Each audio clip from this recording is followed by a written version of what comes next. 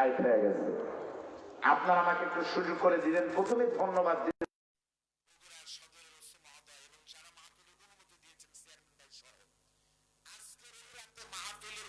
কিন্তু না দেওয়াই স্বাভাবিক ছিল, তাই না?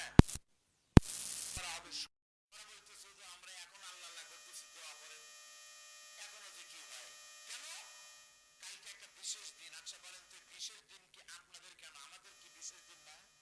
যারা বাংলা ভাষায় কথা বলে, বাংলার প্রত্যেকটা মানুষের জন্য 16ই ডিসেম্বরের বিজয় একটা বড় প্রাপ্ত। ধরে বলেন কথা ঠিক না ঠিক?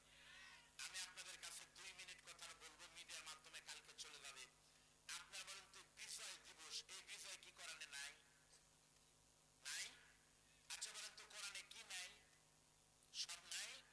কোরআনে বিজয় দিবস আছে, কোরআনে সবই আছে। আল্লাহ বলতেছে, দেখেন, আল্লাহ রাব্বুল আলামিন বলেন,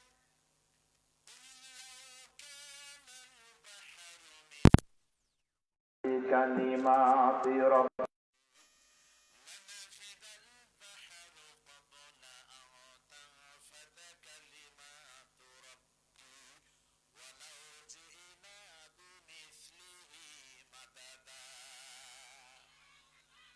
শুনলে কি বলতে হয় ভাই? আল্লাহ আকবার কি বলে দেওয়া লাগবে? যতদিন পর্যন্ত মুসলমানের আল্লাহ আকবার তাকবীর ছিল বাঘের মতো, ততদিন পর্যন্ত মুসলমানের সামনে কোনো বেঈমান রাম আর বাম দাঁড়ানোর সাহস পায়নি। আজকে মুসলমানদের ইমানি চেতনা কমে গেছে। আজকে আমরা বগুড়াতে জুমা পড়লাম, আমিও পড়লাম বগুড়া শহরে, অথচ পৃথিবীর প্রথম কেবলা মুসলমানদের আল আকসা মসজিদে আজকেও কিন্তু জুমার নামাজ হয়নি, ইহুদিরা পড়তে দেয়নি। গত 2 দিন আগে ইউটিউবে দেখলাম, যেখানে দাঁড়িয়ে প্রথম কেবলায় মুসলমানের ইমাম খুতবা দিত, সেখানে ইহুদিদের একজন ইমাম দাঁড়িয়ে তাদের ধর্মগ্রন্থ পড়তেছে আমাদের মসজিদের ভিতরে। এর থেকে বড় কষ্ট আমাদের। আমরা একটু তাকবীর দিব আল্লাহকে খুশি করার জন্য। তোর একটা তাকবীর দেন তো, লিল্লাহি তাকবীর। বলো না, আর একটু জোরে বলেন, লিল্লাহি তাকবীর। আচ্ছা, আপনারা এই গ্রামের লোক যারা আছেন, সব ধপুর দিঘা তোলার লোক যারা আছেন, প্রথমে তারা দিবেন, বাইরের লোক যান না। প্রথমে দিবেন আপনারা যারা এই গ্রামে বাড়ি, যান তো লিল্লাহি তাকবীর। বাইরে যারা আছেন তারা যান তো লিল্লাহি তাকবীর। এবার সবাই মিলে সব ধপুর দিঘা তোলা যা আছে সবাই মিলে তাকবীর দিবে একটা, আল্লাহকে খুশি করে আকাশ বাতাস ভারী করে। আমার সঙ্গে একটু তাকবীর দেন, 2 হাত তোলেন, সবাই 2টা হাত তোলেন। লিল্লাহি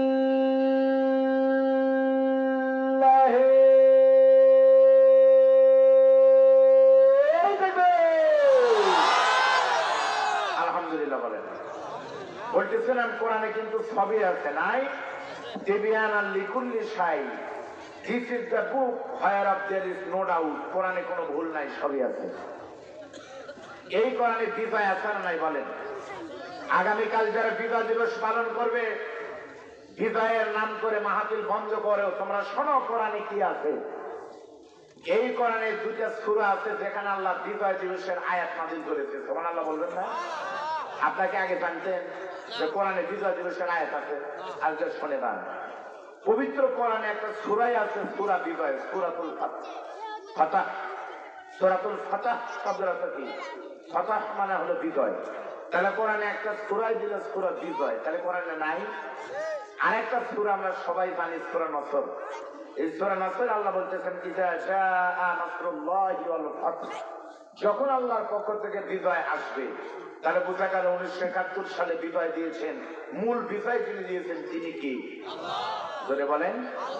সারা পৃথিবীতে প্রত্যেকটা দেশে ব্যক্তির আত্মাকেও যদি আল্লাহ ইখলাস দেয়, কোন ব্যবসা বাণিজ্য বরকত দেয়, যত বিজয় আছে সমস্ত বিজয় আসে আপনাদের বলতে হবে কার পক্ষ থেকে? আল্লাহ বলতেছে যখন বিজয় আসবে, ওয়ারাইতান নাসা ইয়াদখুলুনা ফি দীনিল্লাহি আফওয়াজা, ও নবী যখন আপনি দেখবেন দলে দলে মানুষ ইসলামে প্রবেশ করছে, তার মানে কি? যখন কোনো মানুষের সুদিন আসে তখন বন্ধুর অভাব থাকে না, ঠিক না? আমার ভাই কলিজার টুকরা মুফতি আমির হামজা, আজকে কথা প্রসঙ্গে বলতেছি, আজকে আমির হামজা 3 বছর পর জেল থেকে বের হয়েছে। যত হুজুর যত মানুষ আমির হামজার সাথে সেলফি তুললো, নিষেধ করবো না তুলেন, 3 বছরে হুজুরদেরকে যদি বলা হয়, শুভাকাঙ্ক্ষীদের বলা হয়, ফুল দিচ্ছেন, দাওয়াত মাহফিলে ডেট নিতে আমি রামজার বাড়িতে ভিড় করছেন, ফেসবুকে আমি রামজা বলতেছি আমি অসুস্থ, দয়া করে আমার সাথে আসবেন না, এখন দেখা করেন না, তাদেরকে ধরে যদি বলা হয় গত 3 বছরে কে কে আমি রামজার পরিবারের খবর দিচ্ছেন, লিস্টে 2-1 কিন্তু তারা সেলফি তুলেনি। এমনও লোক আছে সরকারের প্রশাসনের, তারা কোনোদিন তুলতেও পারবে না, নেপথ্যের কারিগর।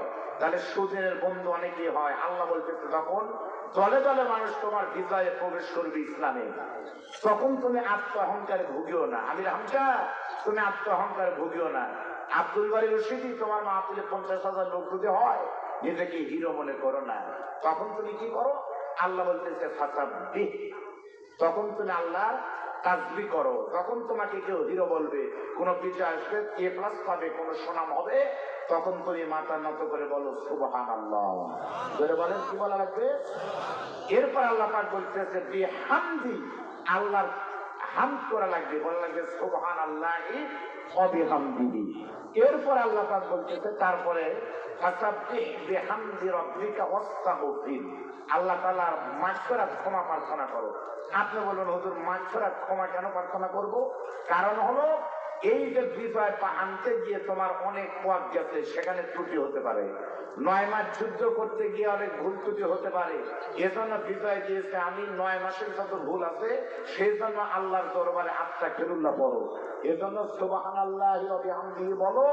এরপরে তোমরা ইস্তিগফার করো, আল্লাহর কাছে ক্ষমা চাও। এই শিক্ষা আল্লাহ বিজয় দিবস 16ই ডিসেম্বর উদযাপন কেমনে হবে সেটা আল্লাহ পবিত্র কোরআনে দিয়ে দিয়েছে। তাসবিহ পড়ো, ইস্তিগফার করো। অথচ তা না করে মাহফিল যারা বন্ধ করতে চায়, এরা বাংলাদেশের প্রকৃত বন্ধু নয়, এরাই মানবতা বিরোধী। ধরে বলেন কথা ঠিক নয়? আর হাদিস থেকে একটা আমলের কথা নবী বলেন, মান লাম ইয়াশকুরিন নাস ওয়া লাম ইয়াশকুরিল্লাহ, যারা আল্লাহর শুকরিয়া করে, মানুষের শুকর করতে পারে না, তারা আল্লাহর শুকরিয়া করে না। এই স্বাধীনতার জন্য কি শুধু এক দলের অবদান আছে? প্রত্যেকটা দলের মানুষের অবদান নাই? তাহলে আপনি নিজের কথা বলবেন কেন? সবারই শুকরিয়া করেন, এরা আল্লাহর নবী শিক্ষা দিয়েছে। এভাবে বিজয় দিবস পালন করতে হবে। উচিত ছিল আগামীকাল রাষ্ট্রীয়ভাবে সিটিদের ঘোষণা করে প্রত্যেকটা মসজিদ মাদ্রাসায় কোরআন খতম করে স্বাধীনতার যুদ্ধের, মহান মুক্তিযুদ্ধের শহীদদের জন্য দোয়া করা। তা না করে আর 2 ঘন্টা পর দেখবেন হটকা ফটকা লাফালাফি, আগামীকাল ড্যান্স কনসার্ট হবে, এগুলো রুহের মাগফিরাত কামনা করে। স্বাধীনতা যুদ্ধে যারা জীবন দিয়েছে তারা যদি বাঁচত অথবা কবর থেকে উঠে আসতো, আমার বিশ্বাস 2 হাতে লাঠি নিয়ে এদের ঠ্যাঙের গুড়া ভাঙিয়ে দিত। বলেন কথা ঠিক? অথচ মাহফিল বন্ধ হয়, কনসার্ট চালু হয় বাংলাদেশ। সেই জন্য বিজয় দিবস পালন কেমনে করবো সেটা কি আপনারা জানলেন? আমি বলি কি কোরআন থেকে বলছি নাকি বাহিরের কথা বললাম? আল্লাহ কবুল করুন, বলেন আমিন। চলেন আমরা পবিত্র কোরআনের কিছু কথা বলবো। আমার মন বলতেছে আজকে একটা ভালো ওয়াজ হবে ইনশাআল্লাহ। আমাকে একটু লাইনে তুলে দেন, আপনারা একটু আমার সাথে বলেন। আউযু বিল্লাহি মিনাশ শাইতানির রাজীম। বিসমিল্লাহির রাহমানির রাহিম। ওয়ালাকাদ খালাকনাল ইনসানা মিন সুলালাতিন মিন তিন সুম্মা জাআলনাহু নুতফাতান ফি করারিন মাকিন ইলা আখিরিল আয়াত। আরগুলো বললাম না, একটু বললাম। আমি আপনাদের সামনে যে সূরা থেকে আলোচনা করব সেই সূরার নাম হলো আল মুমিনুন। সবার বলা লাগবে কি? সূরাতুল মুমিনুন। বলেন নাম কি? যারা বলেননি তারা বলেন নাম কি? আলহামদুলিল্লাহ। এই সূরাটা আল্লাহর নবীর মক্কার জীবনে হিজরতের আগে অবতীর্ণ হয়, সেজন্য এই সূরাকে বলা হয় মাক্কি সূরা। এই সূরা কি সূরা? এই সূরাতে মোট আয়াত আছে 118টি। এই সূরাতে মোট রুকু হলো 6টি। আর কোরআনে 114-র ভিতরে এই সূরার অবস্থান হলো 23 নম্বর। আপনাদের মুখস্থ করা লাগবে। বলেন এই সূরা মাক্কি না মাদানী? মাক্কি। সূরার নাম কি? মুমিনুন। এই সূরাতে মোট আয়াত সংখ্যা কত? 118। সিরিয়াল নম্বর কত? 23। আর রুকুর সংখ্যা কত? আলহামদুলিল্লাহ। তাহলে কি আগামীকাল বলবেন কোরআন থেকে হুজুর কথা বলেনি, কাকি বলার সুযোগ আছে? আল্লাহ বলতেছে ওয়ালাকাদ খালাকনাল ইনসানা মিন সুলালাতিন মিন তিন, অবশ্যই আমি মানুষকে মাটির নির্যাস দিয়ে তৈরি করেছি। সুম্মা জাআলনাহু নুতফাতান ফি করারিন মাকিন, এরপরে নুতফাকে সাদা বীর্যকে মায়ের পেটের ভিতরে সুরক্ষিত একটি জায়গায় টপকে পড়া পানিকে আমি সংরক্ষিত করেছিলাম।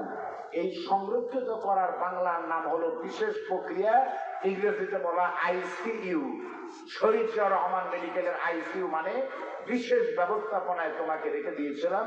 এরপরে মানুষ কেমনে হলো, রক্ত হলো, গোস্ত হলো, হাড় হলো, চামড়া হলো, সব আল্লাহ তাআলা মানুষ কেমনে বানাইছে এই পবিত্র করার আল্লাহ সব বলেছে। আমরা আজকে সেগুলো আলোচনা করবো ইনশাআল্লাহ। প্রথমে আল্লাহ বলতেছে আমি মানুষকে মাটির নির্যাস দিয়ে তৈরি করেছি। আপনাদের বলা লাগবে মানুষ কিসের তৈরি? যারা মাইশা ড্যাবে বসে আছেন তারা বলেন মানুষ কিসের তৈরি? আমরা কিসের তৈরি? আচ্ছা, জিন কিসের তৈরি? আগুন। আর ফেরেশতারা কিসের তৈরি? এর বাইরে কোন প্রাণী কি দিয়ে বানাইছে এটা আর জানার দরকার নাই, তিনটা জানলেই যথেষ্ট। আমরা সকলেই মাটির তৈরি। আমরা যদি মাটি হই তাহলে বাংলাদেশে মারামারি হচ্ছে নবী নূরের তৈরি না মাটির তৈরি, রাহাত হচ্ছে। আল্লাহ বলতেছে নবী পৃথিবীর সমস্ত মানুষ মাটির তৈরি, কিন্তু এই মাটি সেই মাটি নয়। আমার নবীও মানুষ, তবে আমার মতো নয়। নবী হলেন মহামানব। কথা বলেন। আমি আব্দুল বারী রশিদি যেদিকে যাই কেউ কিছু বলে না। হাদিস শরীফে আছে নবী বসে থাকতেন, সাহাবারা এভাবে দুটো হাত পেতে থাকতেন। হুজুর মুখ থেকে নবী যখন থুতু ফেলাতেন আল্লাহ নবীর সাহাবারা বলতেন হুজুর আমাকে একটু দেন। নবীর থুতু মোবারক নিয়ে হাতিমের শরীরে মালিশ করতেন। নবী সাধারণ কোন মানুষ নয়, কিন্তু নবী নূরের তৈরি এটা বলার কোনো সুযোগ নাই। নবী খালি মাকে আমার বাপের মতো তাও বলার সুযোগ নাই। নবীকে নিয়ে অত গবেষণার দরকার নাই। নবীর সুন্নাত কয়টা পালন করেন সেটা নিয়ে ভাবার দরকার। বলেন কথা ঠিক না? তাহলে আপনারা বলেন মানুষ কিসের তৈরি? তাহলে যারা বলে মানুষ বান্দর থেকে এসেছে তারা কারা? বাংলাদেশে কয়েকদিন আগে হলো ডারউইনের উম্মতেরা বললো মানুষ বান্দরের বাচ্চা আছিল বলে আগে সব বক্তা গাল পেরেছে, কিন্তু আমি তাদের গাল পারিনি। আমি বলছি তোমরা ঠিকই বলেছো, আসলে মানুষ বানরের তৈরি। বলবেন কেমন হলো? কারণ হলো যারা আদম সন্তান তারা বলবে আমরা মাটি থেকে এসেছি। আপনারা যদি আদম সন্তান হন বলবেন আমরা আদম থেকে এসেছি মাটির তৈরি। আর যারা বান্দরের বাচ্চা তারা বলবে আমরা বান্দরের তৈরি। সবগুলো মানুষ হবে, বান্দরের বাচ্চা তো থাকতে পারে। আপনাদের ভিতরে আছে নাকি? কে কে আছেন হাত ধরে? কেউ নাই, আলহামদুলিল্লাহ। তাহলে মানুষ কিসের তৈরি? আরো ধরে বলেন। অন্যায় আল্লাহ বলতেছেন দেখেন, মিনহা খালাকনাকুম ওয়া ফিহা নুঈদুকুম ওয়া মিনহা নুখরিজুকুম তারাতান উখরা। আল্লাহ বলেন বান্দা এই মাটি থেকে তোমাকে আমি বানিয়েছিলাম, ওয়া ফিহা নুঈদুকুম, আবার এই মাটির ভিতরে তোমাকে রেখে দিলাম, ওয়া মিনহা নুখরিজুকুম তারাতান উখরা, আবার এই মাটি থেকে কিয়ামতের দিন আমি আল্লাহ তোমাকে আবার জীবিত করব। বলেন সুবহানাল্লাহ। মানুষ মাটির তৈরি, কিন্তু আপনারা বলেন তো ভাই মানুষ অ্যাক্সিডেন্ট করে বাইপাসে মনে করেন আপনাদের এই পল্লী বিদ্যুতের সামনে হেলেনটা পাড়া গাড়ি অ্যাক্সিডেন্ট করে একটা লোক মারা গেল, এই দিক টাকা যা হয় হয়ে যায়, কুয়াশা পানি পড়বে, ওই পানি আপনার শরীরে পড়তে দেন, ওই পানি পড়ুক আর আল্লাহকে বলেন আল্লাহ পানি পড়তেছে যেই শরীরে কোরআনের মাহফিলে এসে ওই শরীরে তুমি জাহান্নামে দিও না আল্লাহ, এই দোয়া করেন মনে মনে। তাহলে অ্যাক্সিডেন্ট করে কোনো মানুষ যখন মারা যায় আমরা দেখি তার শরীর থেকে রক্ত বের হয়, গোস্ত বের হয়, চর্বি বের হয়, কিন্তু মাটি বাড়ায়। তাহলে আল্লাহ কেন বললো মানুষ মাটির তৈরি? আপনারা বলেন তো আমাদেরটা ঠিক না আল্লাহটা ঠিক? কেমনে ঠিক এর আগে জানা দরকার। মানুষ কেমনে মাটির তৈরি শোনেন। মানুষ মাটির তৈরি কাফেরের ভিতরে আছে খুবই সহজ কথা। আল্লাহ বলতেছেন মানুষ মাটির তৈরি, তার ব্যাখ্যা হলো মোট তিনটি। আপনাদের বলতে হবে মাটির তৈরি তার ব্যাখ্যা কয়টি? প্রথম ব্যাখ্যা বলবো তার আগে বলতেছি মাটির ভিতরে আছে nitrogen, hydrogen, oxygen, magnesium, potassium, যা যা আছে মানুষের শরীরে কিন্তু তাই তাই আছে। ধরে বলেন সুবহানাল্লাহ। মানুষ মাটির তৈরি, তার জবাব হলো তিনটি। প্রথম নম্বর হলো, আমরা সকলেই জানি আমাদের পিতা হলো আদম আলাইহিস সালাম, হলেন আদি পিতা। আল্লাহ তাআলা কিন্তু হযরত আদমকে নিজের হাতে মাটি দিয়ে কিন্তু বানিয়েছিলেন। বানানোর পরে মাটিকে আল্লাহ বলেছে, মাটি তুমি এবার গোস্ত মাংস হয়ে যাও। তারপরে কিন্তু কত গোস্ত মাংস হয়ে গেছে। মূলত আদম কিন্তু ছিলেন প্রথমে মাটির তৈরি, ঠিক না ব্যাটিক বলেন? যেহেতু আমাদের পিতা মাটির তৈরি, আমাদের মা হাওয়া আলাইহিস সালাম কিন্তু মাটির তৈরি, বাপ যেহেতু মাটি, মা যেহেতু মাটি, কিয়ামত পর্যন্ত আদমের বংশ থেকে যত সন্তান জন্ম নিবে, বাপ মা মাটি হওয়ার কারণে সন্তানও অটোমেটিক মাটি হবে। কত ফতুয়াকে বাপরা, আমিও তাই। যদি কেউ অস্বীকার করে তাহলে তার জন্মের সমস্যা আছে। বাপ যদি ঠিক না থাকে তাহলে মাল 2 নাম্বার ট্রেড লাইসেন্স নাই। ধরে বলেন কথা ঠিক না? এত তো বাপ নাই। বাপ মাটি, আমরাও মাটি। আপনাদের বংশের নাম কি? খন্দকার। ও খন্দকারটা আছে, কিন্তু পরের টাকা আপনারা আগেই কেমন বোঝা দিচ্ছে। এই জন্য আমার স্যার খন্দকার। আচ্ছা বলেন তো, ওনার ছেলের নামের সাথে কি থাকবে? ওনার নাতির নামের সাথে কি থাকবে? স্যারের বাপের নামের সাথে কি ছিল? ওনার দাদার নামের সাথে কি ছিল? তাহলে এক খন্দকার শুরু হয়েছে, কি আমার পর্যন্ত ভাড়ায় আসবে, সবাই কি হবে? এই তো কথা। কত কালকে আমি পাটনার এক মাহফিলে গিয়ে বলতেছে, সোহেল ফকির 3 লক্ষ টাকা। তখন আমি বলতেছি, সোহেল ফকির 3 লাখ টাকা দিল, ফকির কেমনে? এক লোক বলতে, শুধু কি কোন হুজুর, ফকির তাই কোটি কোটি টাকার মালিক, ফকির হলো কেমনে? কটা বংশ ফকির হুজুর, আসল ফকির না। আচ্ছা বলেন তো, ফকির কেমনে হলো? হয়তো এই সোহেল ফকিরের বাপ, তার বাপ কিন্তু ভিক্ষাই হয়তো করতো, কিন্তু পর্যায়ক্রমে ফকির থেকে ব্যবসা বাণিজ্য করতে করতে কোটিপতি হয়ে গেছে। যতই কোটিপতি হোক, কিন্তু ফকির আর কোনোদিন কাটাকাটি না। তো দাদা ফকির ছিল, তুইও ফকির। ধরে বলেন কথা ঠিক না বাকি? তাহলে বলেন তো, মানুষ মাটির তৈরি, জবাব কয়টি? আপনার বুঝেন মনে হয় কয়টি? গেল কয়টি? থাকে কয়টি? মনে আছে?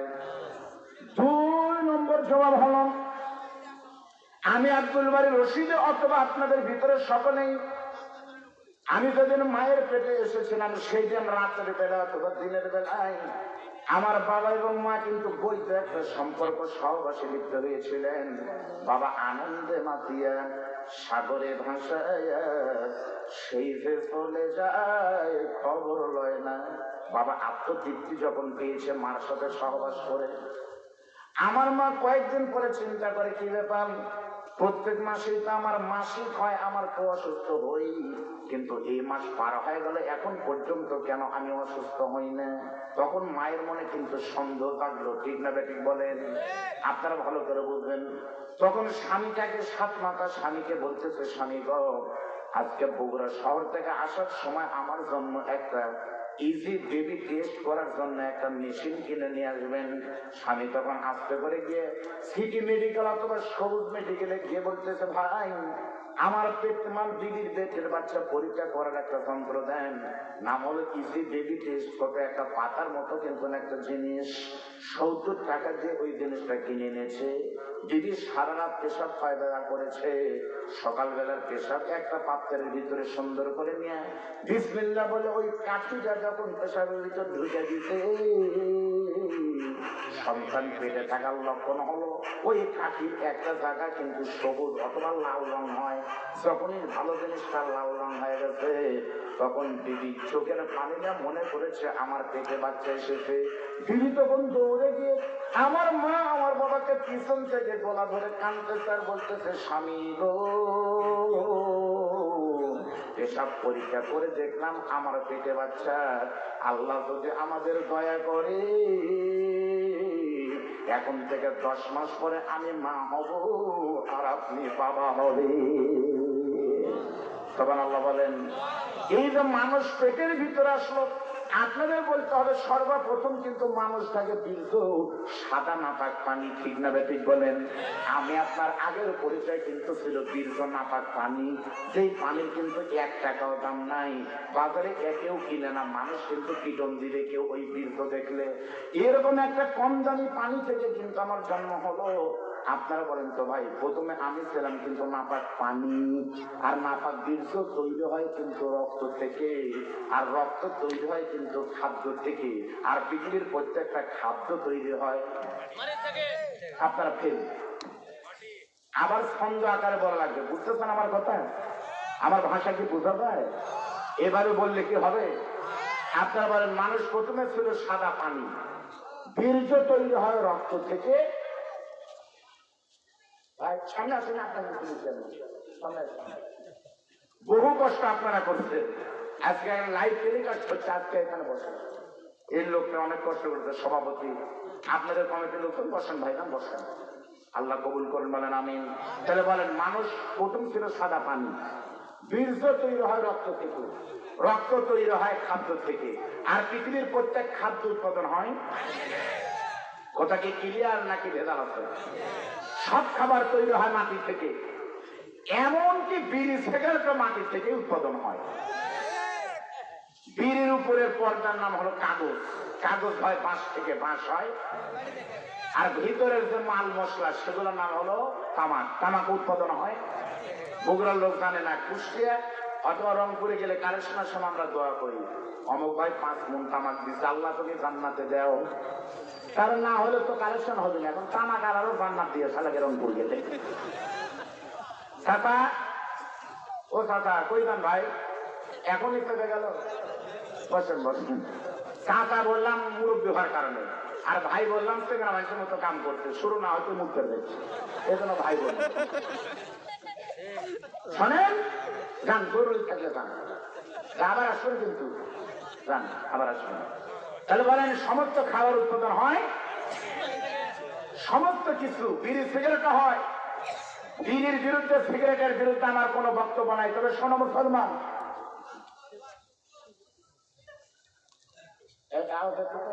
শব্দটা যেন এখানে থাকে। মাইক আওয়াজকে ক্লিয়ার মনে হচ্ছে? আলহামদুলিল্লাহ। বিড়ির বিরুদ্ধে আমার কোনো বক্তব্য নাই, তবে বিড়ির বিরুদ্ধে কেন বক্তব্য নাই? বিড়ি হারাম হলে, সিগারেট হারাম হলে আমি বলতাম, কিন্তু হারাম না। আপনারা বলেন তো, বিড়ির ব্যাপারে কিন্তু পক্ষে আগে বলে নিই। বিড়ি এমন একটা জিনিস, সিগারেট এমন একটা জিনিস, বিড়ি খালে কিন্তু ওযু ভাঙে না, তা কি জানেন? বিড়ি খালে কিন্তু ওযু থাকে। আমার এই মুরব্বী, আমার ওস্তাদ বলুক, মাওলানার এখানে বলুক, ওযু ভাঙার যে কয়টা কারণ, তার ভিতরে মুখ ভরে বমি করলে ওযু যায়, পেশাব করলে ওযু ভাঙে, পায়খানা করলে ওযু ভাঙে, বাতাস বের হলে ওযু ভাঙে, ঘুমায় গেলে ওযু ভাঙে, বিড়ি খেলে ওযু ভাঙে। আপনাকে পড়ছেন যে বিড়ি খেলে ওযু পায়? সত্যি কিন্তু আমি গবেষণা করে দেখি, ওযু ভাঙার কারণে বিড়ি খাওয়া নাই, তার মানে বিড়ি খেলে ওযু থাকে। আমি সিরাজগঞ্জের এক মাহাতিরে বলেছিলাম, কে কে বিড়ি খাবেন? কেউ বিড়ি খাবেন না। কারা কারা বিড়ি খান একটু হাত তুলেন। প্রায় 10,000 লোক, আমার শ্বশুর ছিল, বিরাট মাহফিল, কেউ হাত তুলেনি। আমি তখন বলতেছি আলহামদুলিল্লাহ, এই একটা মাহফিল পাইলাম, যে মাহফিলে কোনো মানুষ বিড়ি খায় না। মাইকালার বলতেছে আমরাও খাই না, আমি কোনো আলহামদুলিল্লাহ, কেউ বিড়ি খায় না। দোয়া যখন করতেছি, সভাপতি বলতেছে আপনার কি মাথা খারাপ হয়ে গেছে? বিড়ি খাবি কি জন্য? আমি নিজেও সিগারেট খাই, এখন বিড়ির টাইমার আছে, এখন সবাই সিগারেট খায়, এখন আর বিড়ি কে খায়? এখন স্মার্ট বাংলাদেশ, সব সিগারেট খানে, বিড়ির আর টাইম আছে? বিড়ি খালে ওষুধ যায় না, ঠিক, কিন্তু মাহাতিরা সুজি বলে বিড়ি খালে ওষুধ যায় না। যে শীত পড়তেছে, মসজিদের সভাপতি ফজর নামাজ পড়তে আসবে, তখন বিড়ি একটা সিগারেট টানতে টানতে আসবে, ওষুধ যায় না, খালি কি হবে? আজকাল মসজিদে মুয়াজ্জিন যখন হাইয়া আলাস সালাহ একামত দিবে, সভাপতি বা সেক্রেটারি মুসল্লি বিড়ি টানতে টানতে, সিগারেট খেতে খেতে মসজিদের ইমামকে তখন বলবো, হুজুর 2 টান দিয়ে ওই ফাঁক দিয়ে আপনি ফালাই দেন, ফাঁক থাকে কিন্তু 2 টান দিয়ে ফাঁক দিয়ে ফালাই দেন। বিড়ি খেলে হয়তো বা ওযু থাকে, সিগারেট খেলে হয়তো ওযু থাকে। বিজ্ঞান বলতেছে ধূমপান যারা করে তাদের মুখ থেকে একটা বিশ্বের জন্য হয়, নাম হলো ক্যাফিন। ওই ক্যাফিন থেকে কয়েকটা রোগ হয়, তার 1 নম্বর লিভার সিরোসিস, আলসার, ক্যান্সার, এই রোগগুলো কিন্তু হতে পারে। এজন্য 100%-এর ভিতরে 90% বিড়িখোর ক্যান্সার রোগে কিন্তু মারা যাওয়ার সম্ভাবনা থাকে। যেই মুখে আপনি বিড়ি খাবেন, আপনার সন্তান বা নাতিকে, ছোট বাচ্চাকে আপনি চুমু দিবেন না, আপনার কারণে এই বাচ্চারও ক্যান্সার হতে পারে। আপনি আদর করার যোগ্য না, আপনি মানুষ রূপী জানোয়ার, আপনি আদর করবেন না, আপনার জন্য আদর মানায় না। ধরে বলেন কথা ঠিক করে। আর 2 নম্বর হলো কিয়ামতের দিন বিড়িখোর, সিগারেটখোর নবীর সাফায়াত পাবে না। কারণ আমার নবী যেই দিক দিয়ে গেছে সামাইলে তিরমিজি, ওই দিক দিয়ে 1 মাস পরে নবীর গায়ের সুগন্ধি বের হয়েছে। কিয়ামতের দিন বিড়িখোরদের মুখ থেকে জানোয়ারের গন্ধ বের হবে। পবিত্র নবী জানোয়ারদের সাথে দেখা করতে পারে না। ধরে বলেন কথা ঠিক না? কারণ বিড়ির বিরুদ্ধে একটু টাইট ফোটা মারা লাগবে, কারণ 7 তারিখে নির্বাচন। ধরে বলেন কথা ঠিক না? 1 কাপ চা, 2টা বিড়ি, সারাদিন মিছিল করে যাবি বাড়ি। ধরে বলেন কথা ঠিক না? বাংলাদেশ 7 গ্রাম হাটে একটা হাঁস কিনতে, হাঁসের দাম 2000 টাকা, পাতি হাঁসের দাম 700 টাকা, একটা মুরগির দাম 300 টাকা, আর ভোটের আগে বেঈমান মুসলমানকে কিনতে লাগে খালি 12 টাকা। 1 কাপ চা, বিড়ি, সাফা কয় ভাই, জিকির করতে করতে যায় বাড়ি। জোরে বলেন কথা ঠিক না? মন মনে খারাপ করলেন? তাহলে 2 নম্বর জবাব কি পায়ে গেছেন? মানুষ মাটির তৈরি পাইছেন। 3 নম্বর জবাব কি? মানুষ মাটির তৈরি। তাফসিরে খুঁজে দেখেন, ইবনে কাসির যদি খুঁজে বের করেন, খিজিরালের কোরআন, তাফিমুল কোরআন, মারিফুল কোরআন, উত্তর পেয়ে যাবেন। 3 নম্বর জবাব হলো মানুষ যখন জন্ম নেয়, এর আপনার এলাকার বুজুর্গ, আমার সাবেক প্রিন্সিপাল, আমার দাদা অধ্যক্ষ মরহুম মাওলানা মোজাম্মেল হুজুর যখন মায়ের পেটে এসেছিলেন, আল্লাহ তখন 2 জন ফেরেশতাকে ডাক দিয়ে সেদিন বলেছিলেন, ফেরেশতারা রে, বগুড়া সদরের অমুক এলাকায় একজন বড় আলেমের জন্ম হবে। আজকে মায়ের পেটের ভিতরে চলে গেছে, এখন ওই বাচ্চাটা আছে সাদা পানি রূপে, বীর্য রূপে। ওই মানুষটা 80 বছর বাঁচবে। মাটি কিনতে হবে বগুড়ার, মনে করেন 7 গ্রাম, অমুক কবরস্থানে, এই জায়গায় তার কবর হবে।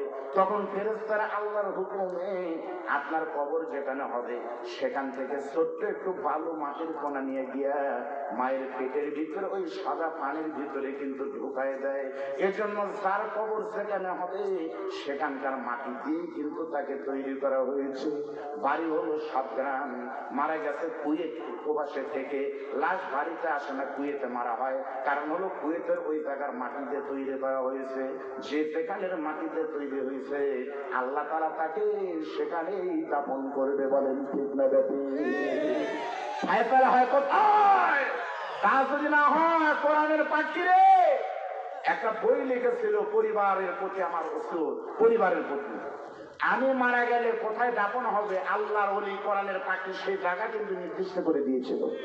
আমার ইউসুফ দিয়ে সেই জায়গা দেখেছি, খুলনা দারুল কোরআন সিদ্দিকিয়া কামিল মাদ্রাসার পাশে, মসজিদের পাশে কোরআনের পাখি তার কবর নির্দিষ্ট করে গিয়েছিল। কিন্তু আল্লাহ বলতেছে, কোরআনের পাখি তোমাকে বানিয়েছে আমি পিরোজপুরের ওই ফাউন্ডেশনের মাটি দেয়া। এর জন্য আল্লাহ তারা কায়দা করে, কানুন করে জালেমের হাতে মৃত্যু দিলেন। সহজ মৃত্যু হলে ভুল না হতো, কিন্তু আল্লাহর খাতায় লেখা আছে পিরোজপুর। এর জন্য জালেমকে শক্তি দিয়ে, তাকে সিস্টেমে শাহাদাতের মরণ দিয়ে ওখানে দাপন করেছে, কোরআন সত্য প্রমাণিত করার জন্য। ফিরে বলেন সুবহানাল্লাহ। মানুষ মাটির তৈরি। জবাব কয়টি? গেল কয়টি? বুঝছেন আপনারা? এভাবে বললে কি কিছুক্ষণ থাকা যাবে? অসুবিধা নাই তো? বাইরের ভাইরা এখনো যারা দাঁড়ায় আছেন, আপনাদের কি বিশ্বাস এখনো সাকাবার পারবো না? এখনো বিশ্বাস নাই? শোনেন, শুরু করবো, শুরু হয়নি, এবারটা শুরু করে দেন। শুরু করে হয়নি, 2 প্লেট ভাত খাওয়া হয়ে গেল, কয় বিসমিল্লাহ কন। কেউ পুরা ফাতে শেষ করে দিল, বিসমিল্লাহ আছে? শোনেন, আমার এই মোবাইল যখন কিনি আলতাবালি থেকে, আমি কিন্তু সিম্ফনি দেখে কিনছি। সিম্ফনি আর নোকিয়া, ভিতরে কি আছে জানি না, কিন্তু সিম্ফনি, নোকিয়া, স্যামসাং কোম্পানি ভালো, এর আমরা জানি। প্যাকেটে যদি এশিয়া থাকে, ভিতরে যদি মিষ্টি যদি উজ্জির গলার হয়, প্যাকেট থেকে মানুষ মনে করে না রে ভালো লোক, এশিয়ার মিষ্টি দেখছে, বগুড়া এশিয়ার কিন্তু একটা ডাক আছে। তা আমি বক্তা সোশ্যাল বক্তা হই, আমার কোম্পানি কিন্তু একের কোম্পানি, আমি কিন্তু বজরুল রশিদের কামাই, আপনাকে মনে রাখা হবে। এই জায়গার যত বড় বক্তা আসুক, বজরুল রশিদ সাহেব শাখায় হয়ে গেছে, কত লোক মনে হয় আর কোনোদিন হবি না। ধরে বলেন কথা ঠিক আছে? তাহলে বজলুর রশিদের জামাই মানে কি একবারে পাগলা হলে বিটিয়ে দিল নি? তাহলে একটু বিশ্বাস তো থাকা লাগবে। এখনো যারা আসে না বোঝা যায় যে জিবরাইল বক্তা হলে শালার আসবে না, এখন বিশ্বাসই থাকে। মন খারাপ করলেন? এ জানা বানা তোরা একটু থামতো বাবা। হ্যাঁ দেখেন শুনিয়ে গেছে আলহামদুলিল্লাহ। জমাল লাগবি কোরআনের মাহফিল, আমরা আনন্দে আনন্দে শুনবো ইনশাআল্লাহ। এখন আমি আপনাদের সামনে বলতেছি শোনেন ভাই, আমরা এই দুনিয়াতে আসার আগে সোনার মনিরা যুবকেরা কলিজার বাচ্চারা তোমরা একটু শোনো ভাই, সুন্দর করে শুনবা, মনোযোগ দিয়ে শুনবা। আপনারা বলেন তো এই পৃথিবীতে আসার আগে খন্দকার বাকিরিল্লাহ অথবা আমার বড় ভাই মাদ্রাসার সভাপতি অথবা আপনারা আমরা সকলেই কিন্তু একটা জগতে ছিলাম। বলেন তো বন্ধু, দুনিয়াতে আসার আগে যে জগতে ছিলাম আপনাদের সকলের বলতে হবে ওই জগতের নাম কি? রুহের জগৎ। বলেন নাম কি? আরবিতে বলা হয় আলমে আরওয়াহ, রুহের জগৎ। রুহের জগতে একটা মহাসমাবেশ হয়েছিল, আল্লাহ ছিল প্রধান বক্তা। আল্লাহ তখন আরবিতে বক্তব্য দিতে গিয়ে আপনাকে আমাকে একসাথে বলেছিল আলাস্তু বিরব্বিকুম, আমি কি তোমাদের রব না? সেই দিন হাজার হাজার লক্ষ লক্ষ কোটির ভিতরে যেগুলো রুহ ধরে বলেছিল বালা অবশ্যই তুমি আমাদের রব, তাদেরকে আল্লাহ দুনিয়াতে পাঠিয়েছে। আর যারা বলেনি রব তাদেরকে আল্লাহ দুনিয়াতে পাঠায়নি। তার মানে আপনি ইচ্ছা করলে মায়ের পেটে আসেননি, আপনি আলমে আরওয়াতে পরীক্ষা দিয়ে A+ পেয়ে রবকে রব মানবেন স্বীকৃতি দুনিয়াতে এসেছেন। সুতরাং এই দুনিয়াতে ততদিন থাকবো জীবন চলে যাবে, আল্লাহ ছাড়া কোন জালেমের সামনে কোন মুসলমানের মাথা নত হতে পারে না, পারে না, পারে না। তাহলে আমরা স্বীকৃতি দিয়েছি আমাদের রবকে, বলে বলেন। এবার বলেন তো রব মানে কি? আল্লাহ। আর আল্লাহ মানে কি? তাহলে কি হলো আপনাদের বোঝা লাগবে। আমি এখানে এসে বলতেছি ভাই আপনাদের এই কারণে আমি আজকে বিপদ, আমি বললাম ভাই চক কোথায়? বলতেছে এটাই। জিজ্ঞাসা কোথায়? এটাই। দুটেই এটাই। তাহলে কেঙ্কা হইলো? পরে শুনতে এর নামে, তার নাম কর নামে বলে থাকবো। তাহলে রব আর আল্লাহ কি? আপনারা উত্তর ভুল দিয়েছেন, জিরো। রব আর আল্লাহ একই কিন্তু এক নয়। যেমন আমি জুমার নামাজ পড়ালাম বগুড়াতে, আমাকে মসজিদের সভাপতি বলতেছে খদির সাহেব কেমন আছেন? বাড়িতে আমার বউ মোবাইল করে বলতেছে আসার সময় স্বামী এগুলো নিয়ে আসবেন। আমার মেয়ে বলতেছে বাবা আসার সময় চকলেট নিয়ে আসবে। আগামীকাল 16 ডিসেম্বর পালন করতে মাদ্রাসায় গেলে আমার প্রিন্সিপাল বলবে আব্দুল বাড়ি কেমন আছো, ছাত্ররা বলবে স্যার কেমন আছেন। তাহলে আমি একই লোক কিন্তু যেখানে যাচ্ছি শব্দ কিন্তু চেঞ্জ হচ্ছে, ঠিক নাই? এজন্য আল্লাহর 100টা নামের কারণ কি? কোন জায়গায় আল্লাহ রহমান, কোন জায়গায় রহিম, কোন জায়গায় গাফফার, কোন জায়গায় সাত্তার, আর কিয়ামত হবে কাহার। আল্লাহর সমস্ত নামের ভিতরে শ্রেষ্ঠ নাম হলো আমার আল্লাহ হলেন রব। আল্লাহ কি? এখন রব কাকে বলে? তাফসীরের ভিতরে আছে আলেম ওলামা থাকার কারণে আমার ভালো লাগছে তাফসীর মাহফিলে। তাফসীর নিয়ে কাছে থেকে মাদ্রাসায় নিয়ে আসেন। আজকে আপনাকে বলতে হবে কোরআনের ভিতরে বলতেছি না বাইরে বলতেছি। আগামীকাল যদি সমালোচনা করেন যে কোরআনে লস করেনি তাকে বাইন্দে থেকে খবর দিবেন, ধরে বলেন কথা ঠিক হবে। তাফসীরে আছে তারবিয়াতুশ শাই ইলা কামালিহি শাইয়ান ফা শাইয়া। তাফসীর তারবিয়াতুশ শাই ইলা কামালিহি শাইয়ান ফা শাইয়া। রবের ব্যাখ্যা হলো জিরো থেকে ধীরে ধীরে যিনি তোমাকে পূর্ণ প্রদান করেন তিনি হলো রব। আমি আগে ছিলাম জিরো, আপনারা বলেন আমরা প্রথমে কি ছিলাম? জিরো অথবা নাই। প্রথমে কি ছিলাম? নাই থেকে কি হলাম জানেন না? নাই থেকে বীর্য, বীর্যর আগে রক্ত, রক্তের আগে খাদ্য, খাদ্যের আগে মাটি। তাহলে আমরা প্রথমে ছিলাম নাই, তারপরে কিন্তু এতগুলো স্তর পাড়ি দিলাম। এই স্তর পাড়ি দিতে গিয়ে আব্দুল বারী রশিদের কোনো অবদান নাই, চেয়ারম্যান ফরিদ উদ্দিনের কোনো অবদান নাই, বাংলাদেশের মন্ত্রী প্রধানমন্ত্রীর কোনো অবদান নাই। বলেন তো মায়ের পেটের ভিতরে নাপাক পানি থেকে জিরো থেকে যিনি এত সুন্দর মানুষ করলেন, আপনাদের বলা লাগবে 16 আনা অবদান স্যার। সবার বলতে হবে তার নাম কি? তিনি আমার রব, তিনি আমার রব। আজকে আপনাদের বুঝাবো রব কাকে বলে, রব কাকে বলে, রব কাকে বলে। এইবার দেখেন মায়ের পেটের ভিতরে যখন সন্তান যায় 9 মাস থাকে 10 মাস থাকে, বলেন তো ওই সময় সন্তান খায় যে খাবার, ওই খাবারের নাম কি? স্যান্ডউইচ, পিজা না বার্গার? জানেন না? ভালো করে বুঝেন। মায়ের পেটের ভিতরে প্রথমে সন্তান যায়, আল্লাহ সূরা মুমিনে বলতেছে প্রথমে সেই বীর্যকে কয়েকদিন পরে আমি আল্লাহ তাআলা আবার রক্তে পরিণত করি। বুঝবেন? কিন্তু তাফসীর কিন্তু বোঝা কিন্তু সহজ না, ঠান্ডা মাথায় বোঝা লাগবে। প্রথমে কিন্তু ছিলাম রক্ত, রক্ত থেকে কিন্তু চাল দিতে দিতে আল্লাহ বানালেন কিন্তু বীর্য। মায়ের পেটের ভিতরে সেই বীর্যকে আবার বানালেন কিন্তু পুনরায় রক্ত। তাহলে মানুষ জন্মের আগে রক্ত হয় কয়বার? কেন 2 বার হয়? তাফসীরের ভিতরে মুফাসসির বলেন এই জন্য 2 বার হয়। আল্লাহ তাআলা বলতেছে বান্দারে তোমার শরীরে আমি 2 বার রক্ত দিলাম, কারণ হলো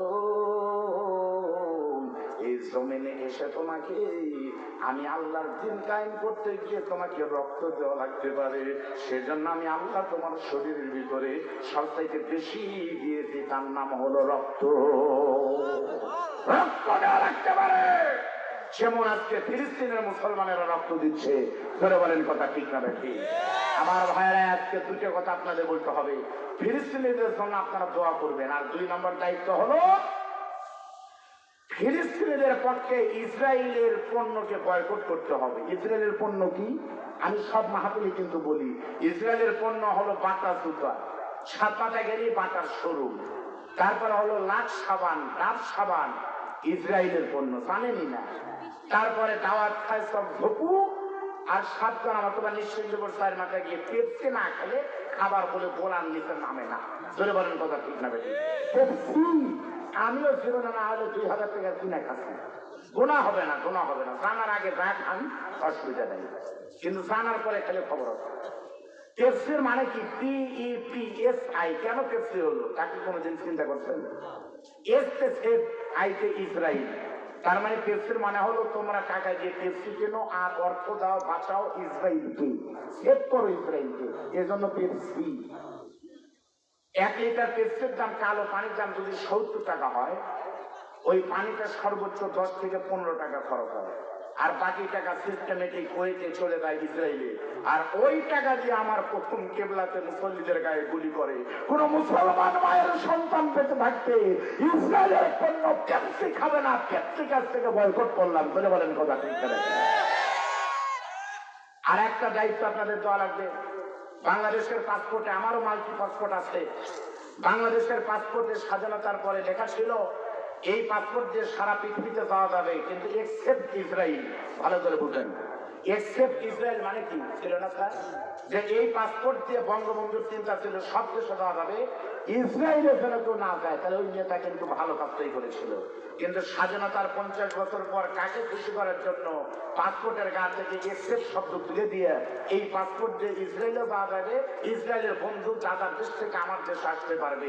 বাংলাদেশের মুসলমান যদি বেঁচে থাকে, ইসরায়েলের নাপাক বেঈমান কুলাঙ্গার ইহুদির বাচ্চা, বেঈমানের বাচ্চা কোনোদিন যদি বাংলাদেশের বিমানবন্দর আসতে চায়, সেদিন মাথার পাগড়ি মাথায় বেঁধে এই বেঈমানকে বাংলাদেশের এয়ারপোর্টে নামতে দিব না। যদি রক্ত দিতে হয় পুলিশের সামনে বলি দিয়ে নবীর ভালোবাসা অর্জন করে প্রথম কেবলাকে রক্ষা করে ফিলিস্তিনের মা বোন সন্তানদের রক্তের প্রতিশোধ দিতে, ইহুদি মুক্ত বাংলা করতে বুকের তাজা রক্ত দিতে কোন কোন মায়ের সন্তানেরা রাজি আছেন? 71 আজকের রাতে বিজয় হয়েছিল, ইসরায়েলের বিজয় না দেখে ফিলিস্তিনিদের বিজয় দেখতে কারা কারা রক্ত দিয়ে প্রস্তুত আছে? হাত তুলে আল্লাহকে দেখা।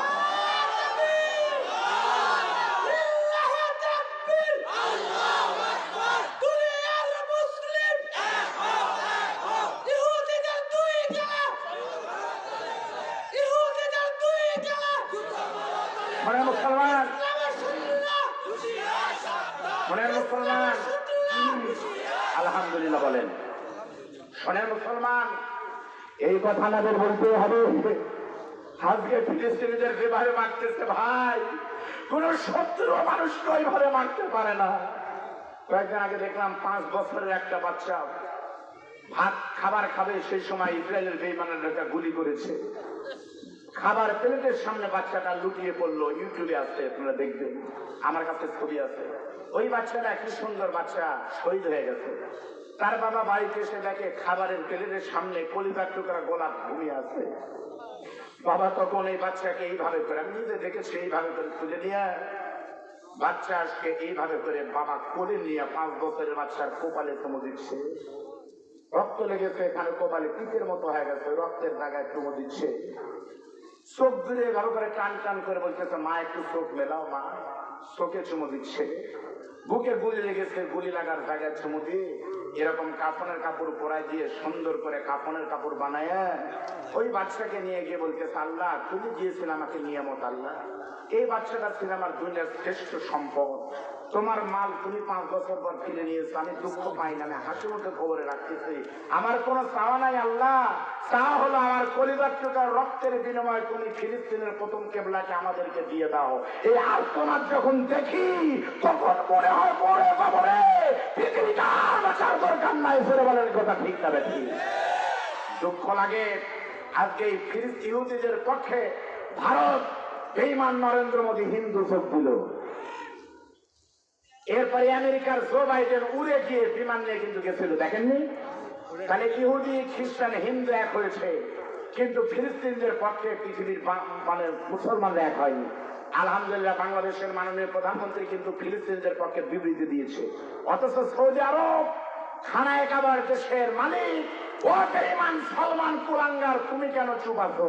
ও কাতার বিশ্বকাপ ফুটবলের জন্য রোনালদোদের জন্য সারা পৃথিবী থেকে মত নিয়ে গেলে তোমরা হাজার হাজার কোটি টাকা তোমরা ব্যয় করলে, অথচ ফিলিস্তিনদের পক্ষে কথা বলতেছো না। বাংলাদেশেরও হুজুর আপনাকে বলতেছি, ডক্টর জাকির নায়েক বাংলাদেশে আসতে চাইছিল, এই বাংলাদেশের কিছু হুজুর বলেছিল বিমানবন্দর ঘেরাও করব, জাকির নায়েককে আসতে দিব না। এই হুজুরদের সামনে যখন মানে কি বলে এনুয়াল ব্যাকরণ মানে ফ্রান্সের প্রেসিডেন্ট আসলো, এই হুজুর তখন প্রতিবাদ করেনি। বোঝা যায় এই হুজুররা হুজুর না, এদের ভিতরে ঝামেলা লুকিয়ে আছে। করে বলেন কথা ঠিক না দেখেন? মন খারাপ করলেন? আমি আপনি মায়ের পেটে থাকতে কিন্তু কি খেয়েছে দেখেন, সুন্দর আলোচনা বুঝবেন। মায়ের পেটের ভিতরে যখন আমি সর্বপ্রথম এসেছিলাম তখন আল্লাহ আমার মায়ের মাসিকের রক্ত কিন্তু বন্ধ করেছিল 9 মাস 10 মাস।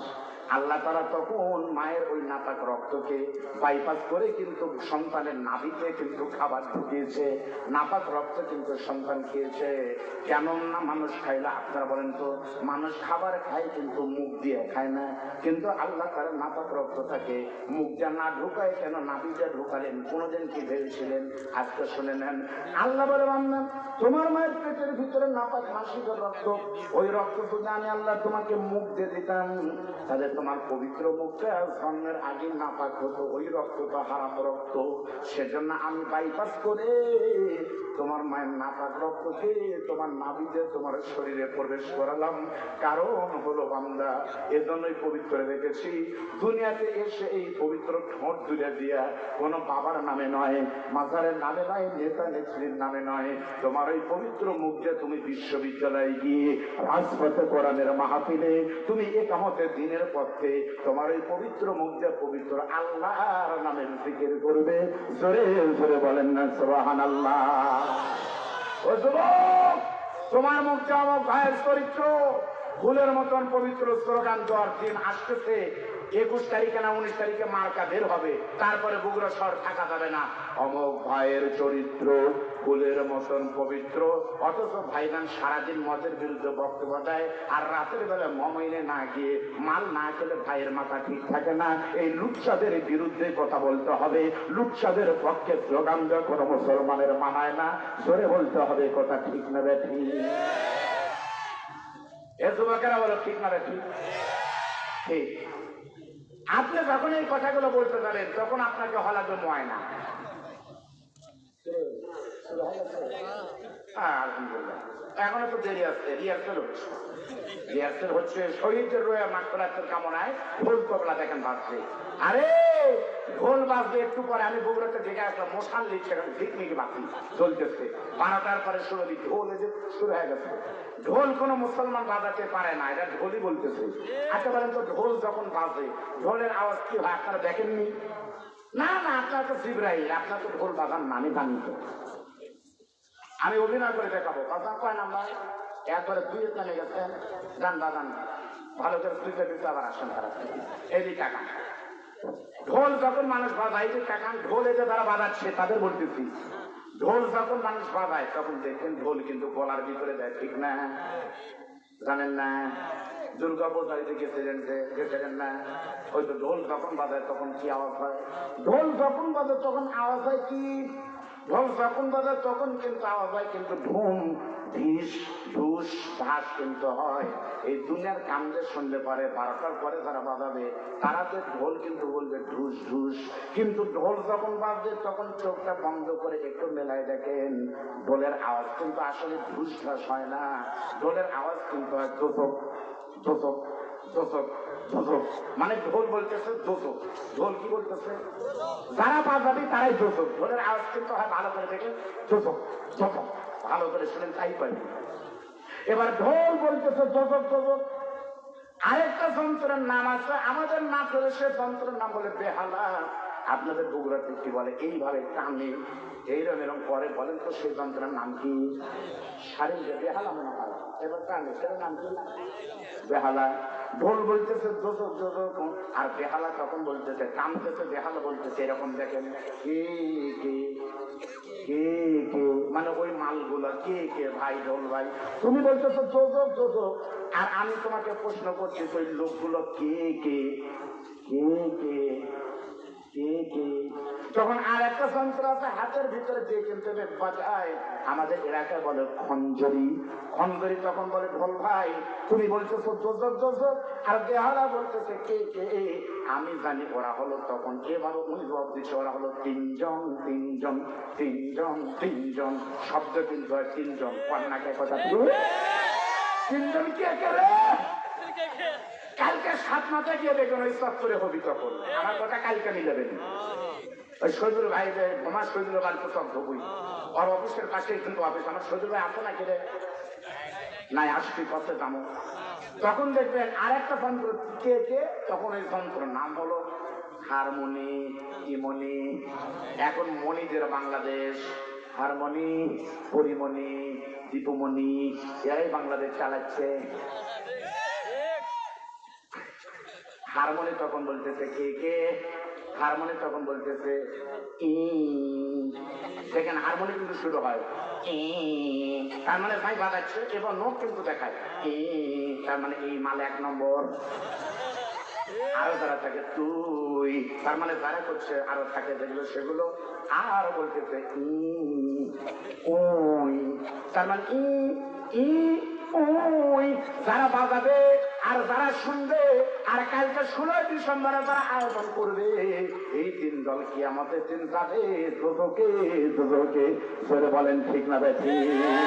আকাশটা কাঁপছিল কেন, জমিনটা নাচছিল কেন, বরফের ঘাম ছিল কেন সেই দিন গান গাইছিল বাবাই, সেই দিন গান গাইছিল বাবাই, সেই দিন দোজক দোজক ও ধরে কোন ঠিক না বেঠি? এর নিচে নামা যাবে না ভাই, এজন্য ভালো করে শুনেন, কিছু আর হবে প্যান্ডেলে, কিছু মার হবে অ্যাঙ্গেলে, ধরে কোন কথা ঠিক না বেঠি? ঠিক আছে, একটা থাকবে তো ভাই দেখে আসবে, ঢোল পারে না কোরআন পারে, সারা মন থাকবে জীবন তার মাথার থেকে শোনা যায়।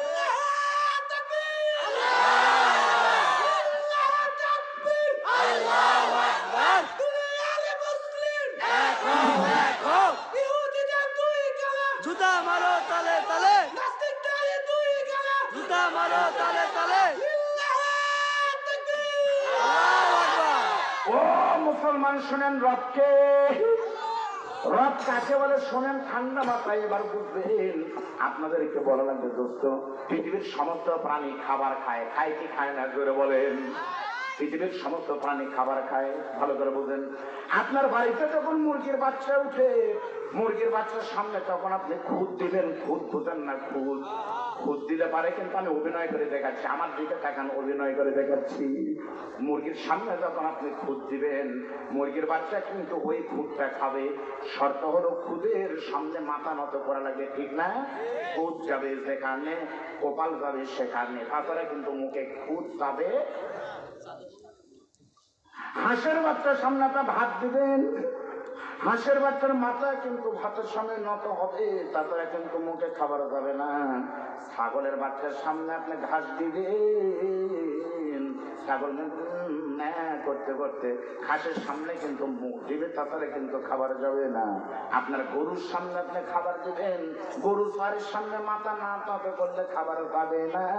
আপনাদের এলাকায় যদি সার্কাসের হাতি আসে, পোড়া দহনের আর সার্কাসের হাতি যখন আপনাদের গ্রামে ঢুকবে, তখন আপনি একটা কলার গাছ দিয়ে দেখবেন ওই বিশাল বড় দেহের হাতি কলার গাছ যখন সামনে আসবে, দোস্ত শর্ত হলো কলার গাছের সামনে সোর মাথাটাকে নত করা লাগবে। কলার গাছের সামনে যখন মাথা নত হয়, তখনই কিন্তু মাথা মানে খাবার মুখে যায়। এই দুনিয়াতে যত প্রাণী আছে 500 টাকা করে পুরস্কার দিব, বলেন তো এমন কোন প্রাণী নাই মাথা নত না করলে মুখে খাবার যায়? সব প্রাণী কিন্তু মাথা নত হবে। কিন্তু আল্লাহ বলেন, বান্দা দেখো আমি রবকে, তুমি বান্দা যখন খাবার খাও তখন তোমার মাথা কিন্তু খাবারের সামনে যায় না, বরং হাতের মাধ্যমে আমি আল্লাহ তাআলা প্লেটের সামনে থেকে খাবার নিয়ে চা কাপটাকে সামনে থেকে নিয়ে তোমার মুখের সামনে মাথার উপরে কিন্তু তুলে দিই। কেন তুলে দিলাম বান্দা জানো? কারণ হলো পৃথিবীর সমস্ত প্রাণীর মাথা নত হবে খাবার রেখে সামনে, আর মুসলমানের মাথা নত হবে কেবল আল্লাহ মালিক রাজ্জাকের সামনে। উনি আমাদের রবকে। এর জন্য কোন মুসলমান, আমি সূরা মুমিনের তাফসীর করে পাগলা হয়ে গেছিলাম। আল্লাহ কি রে? কোন মুসলমান যদি আল্লাহকে রব হিসেবে চিনতে পারে, ওই মুসলমান জেলখানায় মারা যাবে, তারপরে কোনোদিন জালেমের কাছে মাথা নত করবে না। এটাই কিন্তু রবের পরিচয়, বলেন ঠিক না বেঠি? আপনার পাওয়ার থাকতে পারে আপনার পাওয়ার। এই চেয়ারের কিন্তু একটা গিয়ার আছে, নাই? চেয়ারের গিয়ারে আমি যদি এখন যা তা বলা শুরু করি, আপনারা কিন্তু ধরবেন 12টা পর্যন্ত এই চেয়ারের মালিক কিন্তু আমি, 12টা পর্যন্ত। কিন্তু আমার মনে রাখা রাখি 12টার পরে 12টায় 1 মিনিট হতে পারে, ঠিক কথা ঠিক বলেন। ওই যে গল্প শুনছিলাম, হাতের হাতে এক লোক হনুমান বানর খেলা দেখাচ্ছে। বান্দর খেলা দেখেননি? বান্দর খেলা দেখাচ্ছে, খালি এই যে ভাইরা দেখেন টক টক টক টক টক টক টক টক। তখন এক প্রেমিকা ওই দিক দিয়ে যাচ্ছিল জয়পুরহাট নওগাঁতে শখের পল্লী পার্কে, 14 ফেব্রুয়ারি দিনটা ছিল। এখন তার সময় দেখে যে দুঃসাথে বানর খেলা দেখাচ্ছে। তখন প্রেমিকা বলতেছে, দাঁড়ান তো দেখি তো কি খেলা। প্রেমিকা তখন গিয়ে দেখে, হ্যাঁ একটা বানর কি সুন্দর লাফ দিচ্ছে, সাইকেলের সামনে যাচ্ছে, মোবাইল টিপতেছে, ফেসবুক বের করে দেখাচ্ছে। মানুষ তো খালি কালি দিচ্ছে, বারে বানরের এত বুদ্ধি, হনুমানের এত বুদ্ধি। খুশি হয়ে সকলে যখন টাকা দিচ্ছে, প্রেমিকার হাতে ছিল 2টা জিনিস। বাম হাতে ছিল একটা গোলাপ ফুল, আর ডান হাতে ছিল একটা কলা। কলা বুঝেন? বগুড়া তো কলার জন্ম। গতকাল মাহাতুল করলাম ওই মোকাম কলা থেকে, ডাকুমারা হাতের পাশেই কলার প্রতি বলে জন্ম। আপনার বলেন তো সবথেকে বড় কলা, সেই কলার নাম কি? সাগর কলার দাম কিন্তু বাংলাদেশের সাগর কলা আমরা খাই না, কৃমি হয়। অথচ আমি ওমরাই গেছিলাম, আমি 2বার যাওয়ার পরে মক্কা আপনাদের 2বার গেছি। আমার বাচ্চা কোনো ফল খায় না, খালি কলা খায়। সৌদি আরবে যারা গেছেন বলে দেখেন হাজির সাহেবদেরকে, সৌদি আরবে মক্কা মদিনায় কলা পাওয়া যায় ভাই, এত বড় বড় সাগর কলা।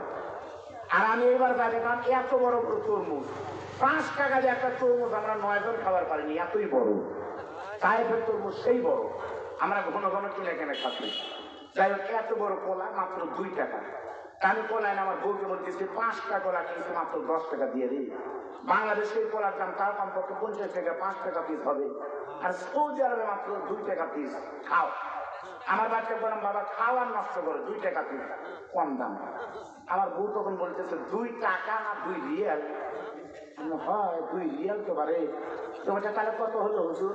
আমি বললাম 22 2 44, তাহলে এক কলার দাম 44 টাকা। তখন আমার বাচ্চা বললাম, মা তুই কলা খা, আমরা শসা খাই, 44 টাকার শসা আলাই তো হয়।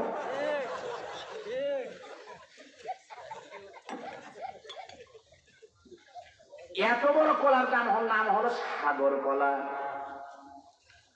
হনুমানের খেলা দেখার পরে হনুমানের মালিক বলতেছে, ভাইজান আমি আমার নিজের জন্য কিছুই চাই না, এই হনুমানের মুখের খাবারের জন্য আপনারা 2 টাকা করে টাকা দেন, বেশি টাকা চাই না, মাত্র 2 টাকা দেন। আপনাদের পকেটে যদি বলি 2 টাকা দেন, এখন 2 টাকা মানে হলো কমপক্ষে 10 টাকা, ঠিক না? মানুষ তখন 2 টাকা 10 টাকা 20 টাকা দিল, কিন্তু প্রেমিকা তো আজান দিবে, প্রেমিকার উপরে কোনো টাকা নাই। প্রেমিকা তখন চিন্তা করতেছে আমার হাতে আছে গোলাপ ফুল আর কলা, আমি এখন কি দিব? গোলাপ ফুল দিলে তো ওই বানর মন খারাপ করবে। গোলাপ ফুল তখন দেখে যে বিশাল বড় কলা তখন ছেড়ে দিছে, ওই বানরটা হনুমানটা কলা পেয়ে বড় আনন্দিত। হনুমানের কিন্তু বুদ্ধি বেশি। হনুমান তখন সবকিছু বাদে কলাটা ছেলা শুরু করেছে, কারণ হনুমান জানে এখন যদি নগদে না খাই মানুষ চলে গেলে মুরব্বী এই মালিক এই দামি কলা খাবে আর আমার পোষা কেলা কিনা দিবে, এখনকার কলা এখনই খামো, মালিক গান করে কিছু করবেন না পারে। এই মনে করে হনুমান বাম হাতে কলা ধরে ডান হাত দিয়ে ছোট্ট হাত দিয়ে তখন কলা ছিলতেছে, মানুষ ভিডিও করতেছে কি সুন্দর করে কলা ছিলে।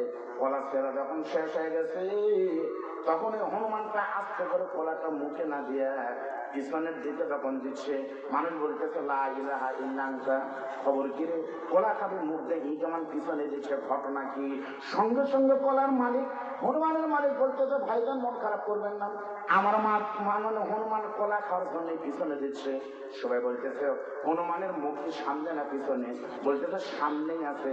পিছনে তার কারণ হলো আগে আলট্রাসাউন্ড করে নিচ্ছে, কারণ এই বানরকে হনুমানকে বনানে হাতে একবারে একটা মহিলা খাবার দিয়েছিল, একটা বেল, আর আমাকে দেওয়ার ভয়ে এশিয়ার গোল্লা মনে করে এই হনুমান এই বানরটা হনুমানটা ওই বেলটা খাচ্ছিল। বেল যাওয়ার সময় ঠিকই গেছে, কিন্তু ভিতরে যায় আটা আটকে যাওয়ার পরে ওই মানে ভিতরে যায় না, বাহিরও বাড়ায় না। 15 দিন এমন অবস্থা হনুমানটা খাবারও পারে না, পায়খানা হয় না। বহু জোয়া করে তারিফ করে এশিয়াতে কিংবা ইবনে সিনাতে গিয়েছি, পপুলারে গিয়েছে, কাম হয় না। সর্বশেষে এই যে আপনাদের বাইপাসের বইয়ের তেল পিছনে মাখানোর পরে 15 দিন পরে ওই তেল বের হয়েছে। এরপর থেকে আমার হনুমানকে কেউ যদি কিছু খাবার দেয় আগে খায় না গো, আগে পিছনে যে মাইতে দেয় বাইক হলার দিন বলা বড় দরজা বড় ঢুকা সহজ বাড়ানো কঠিন। আজকে 16 ডিসেম্বরের কটা বাজে মাহফিল বন্ধ করা সহজ, আজকে পরিমণিরা ছাইয়া দেয় আলেমের ফাঁসি হয় বড় সহজ। এমন একটা দিন আসবে পিছনে মাপ দর টাইমও কিন্তু পাওয়া যেতে নাও পারে। রবকে রবের পরিচয় দিচ্ছে। এবার শোনেন আমার দিকে, এই যে আমি আব্দুল বারী রশিদকে আল্লাহ বানাইছে, আপনারা বলেন তো আমার এই 3.5 হাত আল্লাহ বলতেছে বান্দা, তারপর তোমার রক্তকে কয়েকদিন পরে আমি গোস্ত বানাল্লাহ, সুবহানাল্লাহ বলেন। ওই গোস্ত সারা শরীর গোস্ত ছিল। আমি আল্লাহ চাইলে তোমার শরীর 3.5 হাতে একটা গোস্ত দিতে পারতাম তরমুজের মতো, কিন্তু গোস্ত না যে বান্দা, তোমার মাথা থেকে পা পর্যন্ত মায়ের পেটের ভিতরে আমি আল্লাহ তাআলা তোমার শরীরকে 206টা হাড় দিয়েছি, বলেন সুবহানাল্লাহ। মানুষের শরীরে মোট হাড় কয়টি বলেন তো? 206টি। আপনারা কি বিরক্ত হচ্ছেন এই আলোচনায়? শোনেন রাখতে, 206টা হাড়। দেখেন তো মাথার হাড় একরকম, ঠিক না? এই হাতের হাড় একরকম, নখের হাড় আরেক রকম। এই 206টা হাড় দিল। আর একটা জিনিস দিয়েছে, তার নাম হলো গিরিয়ে। আমরা বলি গিটিয়ে। আপনারা বলেন তো মানুষের শরীরে মোট গিরা কয়টা জানেন না? বিজ্ঞান বলেছে মানুষের শরীরে 360টি গিরে আছে। ধরে বলেন সুবহানাল্লাহ। তাহলে হাড় আছে 206টা, আর মানে জয়েন্ট আছে 360টা। মনে থাকবে? আচ্ছা কেন 360টা দিল? খালি 206টা দিলে তো হতো, কেন দিচ্ছে এবার টাকা না? আল্লাহ তাআলা যদি বলতো ফেরেশতারা মাঝে মাঝে এই আঙ্গুল 2 ইঞ্চি, এটা 3 ইঞ্চি, এটা 3 ইঞ্চি, এটা 2 ইঞ্চি, আবার এটা 2 ইঞ্চি, খালি মাঝে মাঝে একটা করে হাড় দিয়ে ফেলে দাও। আচ্ছা বলেন তো ছোট ছোট হাড় যদি দিত, এটা যদি জয়েন্ট না দিত, আমাদের আঙ্গুলের মাঝে যদি ভাঁজ না থাকতো, দেখেন তো ভাঁজ করা যাচ্ছে যাচ্ছে যাচ্ছে যাচ্ছে। এই আঙ্গুলে যদি এই যে এই যে একটা, এই যে একটা, এই যে একটা, এরকম 3টে ভাঁজ না দিতেন, 3টা যদি জয়েন্ট না দিতেন, আপনি বলেন তো তাহলে আমাদের আঙ্গুল কি আঙ্গুল হতো নাকি কাঁটা চামচ হতো? বলেন কি হতো? যদি বলেন সুবহানাল্লাহ। এবার আমার চোখের দিকে তাকান, তাহলে বুঝবেন আল্লাহ কাকে বলে, ভালো করে বুঝে।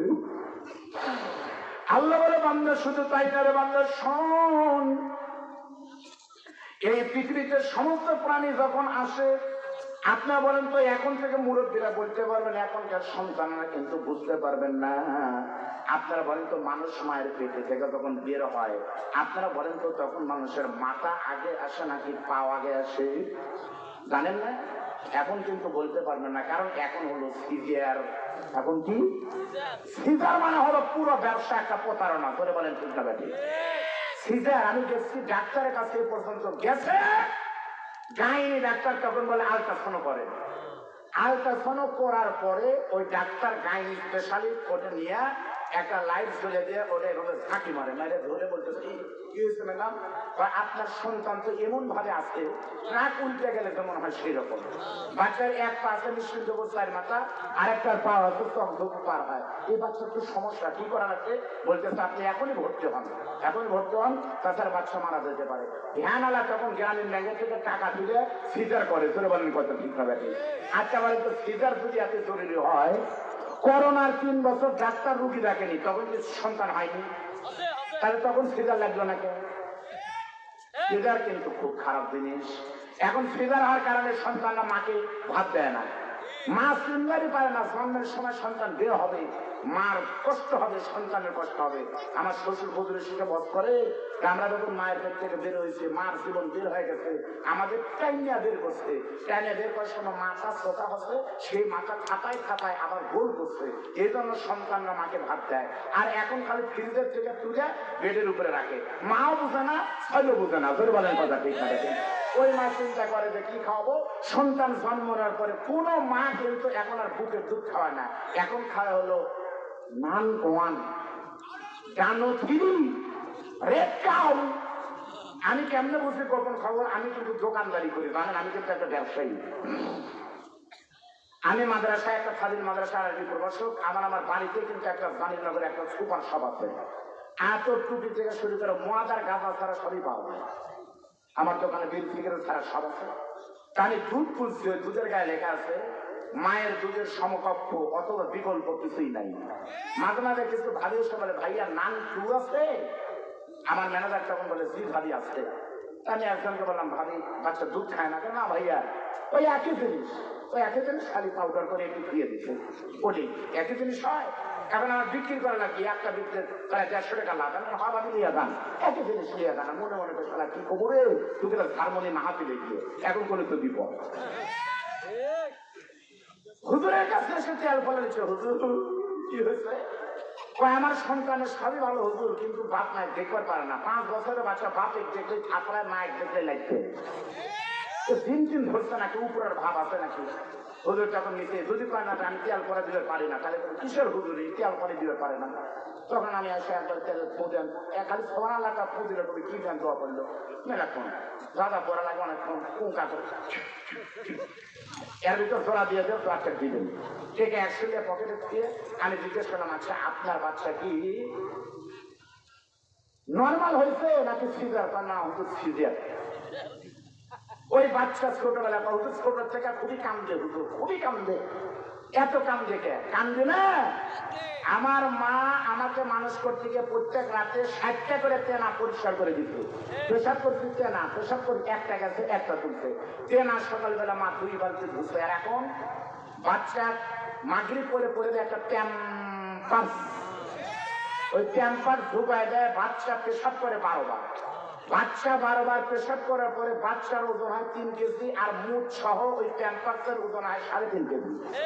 তাহলে ওই একটা জিনিস যদি বাচ্চার কাঁচার সাথে থাকে, বাচ্চাটা তাহলে কভার করে না, খালি কোটা করার পরে খুঁজে বেরিয়ে মনুরে এমনি কান্দে থাকলে ওই মালের জন্যে কান্দতেছে। ধরে বলেন কথা। আর ওই বাচ্চা যখন বড় হয় বলতেছে তো বাপে দেখতে পারবে না, খালি খাপড়ায় লাগছে। তখন আমি বললাম, আচ্ছা এই বাচ্চা ছোটবেলায় কি খাইছিল? মায়ের দুধ কেন? না মায়ের দুধ কেন খাবে হুজুর? মায়ের দুধ এখন কিনতেই পাওয়া যায়, নান টু আর রেড কাউ। রেড কাউ খাইছে?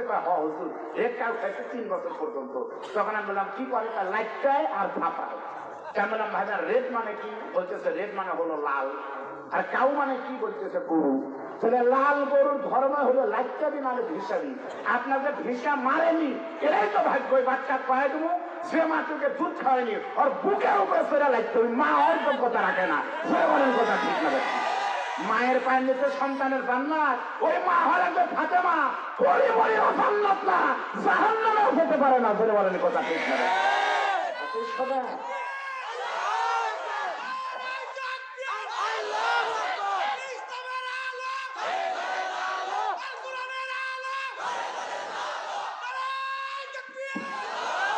এই থাকবেন না যুবকেরা, আপনি বিয়ে করছেন, ওই সময় বিয়ে করেন, এই জন্য তোমাকে স্লোগান দেওয়া লাগবে এইভাবে যে আল কোরআনের আলো ঘরে ঘরে ভালো না, ওরা যে বইয়েরা শোনো নাংটু গেল, রেখাও গেল, বইয়েরা শোনো। এই সময় তোমার বইকে কবা বিয়ে করবো, শর্ত হলো বুকের দুধ বাচ্চাকে খাওয়া লাগবে। আমার এই জীবনে আপনাদের 7-8টা দেশে আমি গিয়েছি, যেভাবেই যাই 2-1 দিনের জন্য হলো গিয়েছি। আমি দেখেছি সাগরের পাড়ে কক্সবাজারে দেখেছি অনেক মা বোন নিজের সন্তানকে পুষ্টিয়ারে নিয়ে, কুত্তার বাচ্চাকে কোলে করে নিয়ে সাগরের পাড়ে হাঁটে। যেই মাতার সন্তানকে বুকের ভিতরে না নিয়ে কুত্তার বাচ্চাকে কোলে নেয়, ওই মা হওয়ার যোগ্যতা রাখে না, তাদের ঠিকানা বৃদ্ধাশ্রমে হবে।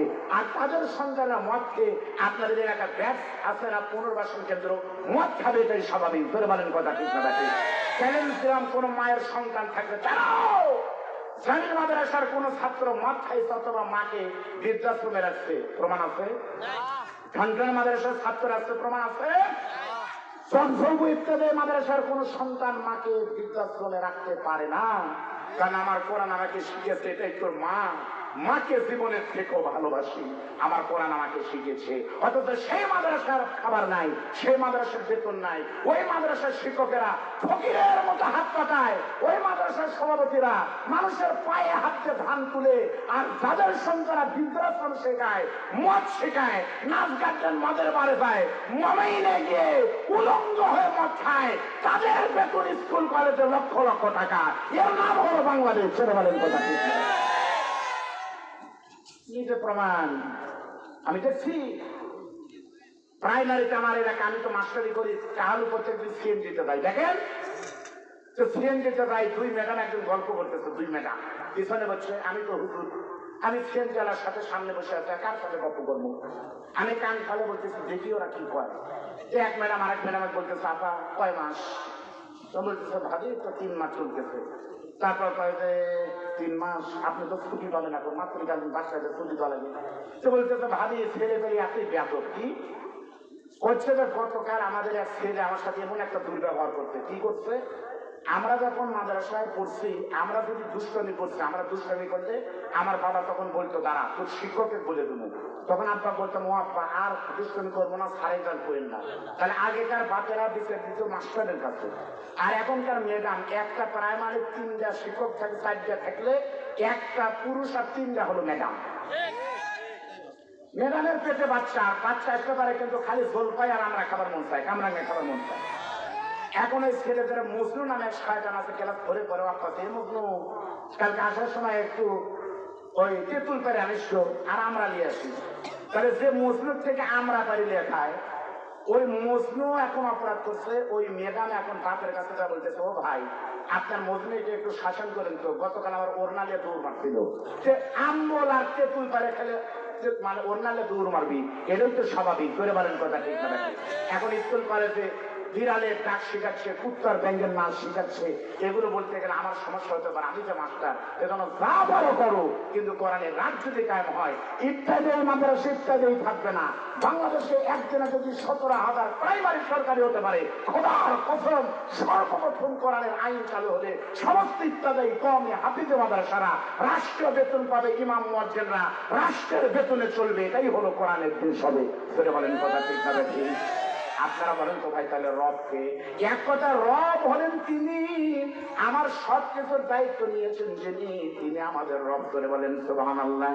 এখন আমি আর একটা ওয়াজ করব, আপনাদের পায়ে ধরে বলছি রাত কিন্তু বেশি হয়নি, মাত্র 11টা বাজে।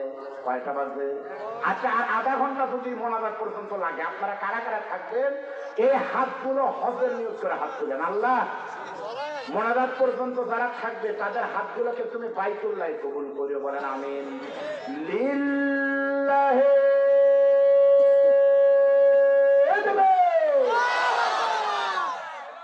আমার ভাইরা শোনেন, থামো বাবা,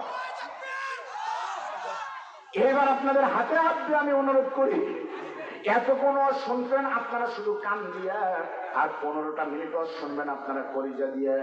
রে সব সুপুর মা বোন ভাইরা শুনে নেন, আল্লাহ বলতেছে ওয়াকাদা রাব্বুকা আল্লা তা'বুদু ইল্লা ইয়াহু ওয়া বিল ওয়ালিদাইনি ইহসানান।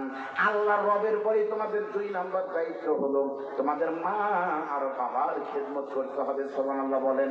আপনাদের আজকে বলা লাগবে 1 নম্বরে কে বলেন, 1 নম্বরে কে? আল্লাহ। আল্লাহর পরে কে? মা বাবা না, একটা নাম বলেন, কে? মা। হাদিস অনুযায়ী বলেন আল্লাহর পরে কে? মা না বাপ? মা। ভুল বললেন, আল্লাহর পরে কিন্তু মা না। আল্লাহর পরে হলো লা ইউমিনু আহাদুকুম হাত্তা আকুনা আহাব্বা ইলাইহি মিন ওয়ালিদিহি ওয়া ওয়ালাদিহি ওয়ান নাসি আজমাইন। নবীকে যারা জীবন থেকে ভালো না বাসবে, মা বাবার সন্তান বইয়ের থেকে বেশি না ভালোবাসলে কিন্তু ইমানদার হবে না।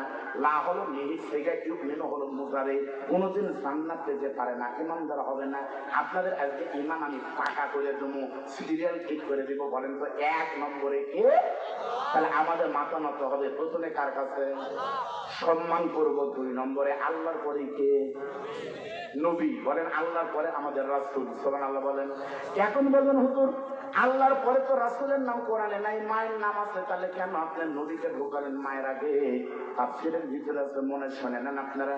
আজকের মাহফিলে কিন্তু লেখা আছে তাফসীরুল কোরআন মাহফিল, এখানে কিন্তু লেখা নাই তাফসীরুল কোরআন এবং হাদিস মাহফিল, শুধু লেখা থাকে কিন্তু তাফসীরুল কোরআন মাহফিল। আর কোরআনের মালিক কিন্তু আমার আল্লাহ, তাহলে মাহফিলে কিন্তু আল্লাহর কথাই বারবার হওয়া দরকার। কিন্তু আপনারা গুনে দেখেন, এই মাহফিলে আমি গুনাহগার বক্তা আব্দুল বারী রশিদী যদি আল্লাহর নাম নেই 20 বার, আমার নবীর নাম নিব কমপক্ষে 15 বার। তার মানে আল্লাহ আছে যেখানে, অটোমেটিক নবীও আছে। কথা বলেন। আল্লাহর পরেই কিন্তু নবী, নবীর পরে 2 নম্বর হলো আল্লাহর নবী, নবীর পরে 3 নম্বর হলো আপনার মা, আর 4 নম্বরে কিন্তু আপনার বাবা। জান্নাত যদি কেউ পেতে চান সিরিয়াল নম্বর ঠিক করেন। 1 নম্বর রব আল্লাহ, 2 নম্বর হলো নবীজি, 3 নম্বর মা, 4 নম্বর বাবা। এই 4-এর ভিতরে যদি কেউ অন্য কোনো ঢোকায়, আল্লাহর কসম সে জাহান্নামে যাবে। পীর ঠেকালে পীর জাহান্নামী, বক্তা ঢোকালে বক্তা জাহান্নামী। এই 4 জনের ভিতরে কোনো নাম্বার ঢুকবে না। 4-এর পরে 5 নম্বর আপনি বানাবার করেন, পীর 5 নম্বর, বক্তা 5 নম্বর, নেতা 5 নম্বর, নেত্রী 5 নম্বর। কিন্তু কোন পীর বাপের থেকেও বড় পীর হতে পারে না। আওয়াজ দিয়ে বলেন কথা ঠিক না বেঠি? অথচ আমার বাংলাদেশে নিজের বাপকে এরকম একটা শাল কিনে দেয় না, আর বাবার দরবারে গরু পাঠায়, এরকম পাগলা এই এলাকায় আছে না নাই? আপনাদের বলা লাগবে। গরু দেয়, শুধু তাই দেয়। পীর বাংলাদেশে, এমন পীর বাংলাদেশে 68,000 পীর আছে, 68,000। আমি নিষেধ করবো না পীর থাকুক, এই পীরদের আবার দেখেন এমন অবস্থা। আমাদের নাটোরের সিংড়া চলন বিলের পানি আছে, আপনারা বেড়াবার জানেন। চলন বিলের পানির ভিতরে একটা মাজার আছে, মাজারের নাম হলো ঘাইসা পীরের মাজার। কি পীরের মাজার? আমি নিজ আমার এলাকায় ঘাইসা পীরের মাজারে একবার যায় দেখি, ওই মাজারের দায়িত্বে যিনি আছেন সেই লোকটা পেশাব করলো সাদা কাপড় পরা। পেশাব করার পরে ওই লোকটা পানি না নিয়ে উঠে গেল। আল্লাহ নবী বলেছে কেউ যদি পেশাব করার পরে পানি না নেয়, আত্মহুর সাতরুল ঈমান, পরিচ্ছন্নতা মানে অঙ্গ। বুখারীর হাদিস, নাপাক পানি থেকে পেশাব থেকে পবিত্রতা না হতে পারলে সে লোক জাহান্নামে যাবেই। অথচ পেশাব উঠলো, পেশাব করে পানি নিল না। পানি কিন্তু হাতের ভিতরে, চলন মিলের পানিটা ধরবি আর তুলবি আর দিবি, দিল না। আমি তখন ওনাকে বলবো, ওনার এক লোক বলতেছে না না না না না, কথা বলা পারি না। আমাকে বলেন কি বলবেন? আমি বললাম আচ্ছা উনি কি পেশাব করে পানি নেয় না? বলতেছে উনি তো মাজারের দায়িত্বে আছেন। তা থাকুক, মুখে পানি নিল না, ঘটনা কি? আমার তখন বলতেছে উনি আগে পেশাব করে পানি নিতেন, কিন্তু এখন নিতে পারে না। কারণ হলো উনি বলে যে আমি যখন পেশাব করি পানির ভিতরে পেশাব যায়, এরপরে পানি যখন তুলবো তখন আমার মনে হয় আহারে এই পানি রে, এই পানি রে। এরকম চলন মিলের পানির মতোই ফোরাতের, কারবালার ফোরাতের পানি শুধু টলবল টলবল করতেছিল। অথচ 1 আঁচড়া পানি যদি দিত, তাহলে ইমাম হুসাইন তার কলিজার টুকরাকে নিয়ে সেদিন বাঁচতে পারত। তাহলে 1 চোর পানি হুসাইন পায়নি, এই পানি, সেই পানি নবীর নাতি পায়নি, ওই পানি আমি ওই জায়গা কেমনে ঢালি। এজন্য হুসাইনের কথা মনে হয় যে সাথে পানি নিতে পারি না। আমার কাছে আল্লাহ নবীর নাতি কয়েকজন করতেছে 2 জন, বড়টার নাম কি হাসান, ছোটটার নাম হুসাইন। তাহলে হুসাইনের মহব্বতে যদি পানি না লওয়া যায়, হাসান রাদিয়াল্লাহু আনহুকে বিষ পান করে জালেমেরা মারলো। ওই বাংলাদেশের কোন তীর্থ হাসানকে ভালোবেসে বিষ খায় না, কয় না বিষ খালে তো মানুষ মরবি, তাহলে মুখে পানি দিচ্ছে চুপতে রেখে বাঁচানো দরকার। অথচ তাদের মাজারের সরকার বরাদ্দ দেয়। বগুড়ার মহস্থানের শেষ বৈশাখীতে বৈশাখের কোটি কোটি টাকার গাঁদা ফলে কুষ্টিয়ার লালন সাথে 1 মাস ব্যাপী লালন উৎসব হয়। সেখানে সারা দেশের সব ভণ্ড শয়তান নারী পুরুষ নাচানাচি করে। অনেকের চুলের দিকে তাকালে মনে হয় যে পুরাতন তালের গাছ 3 বছরেরও ঝুলেনি, মাথার উপর প্রমোশন পাস ছাড় পাকা হয়ে গেছে। নারী গাড়ি নিয়ে তারা লাফালাফি করতেছে, ওখানে পুলিশ পাহারা দেয়, তাদেরকে বাধা দেয় না।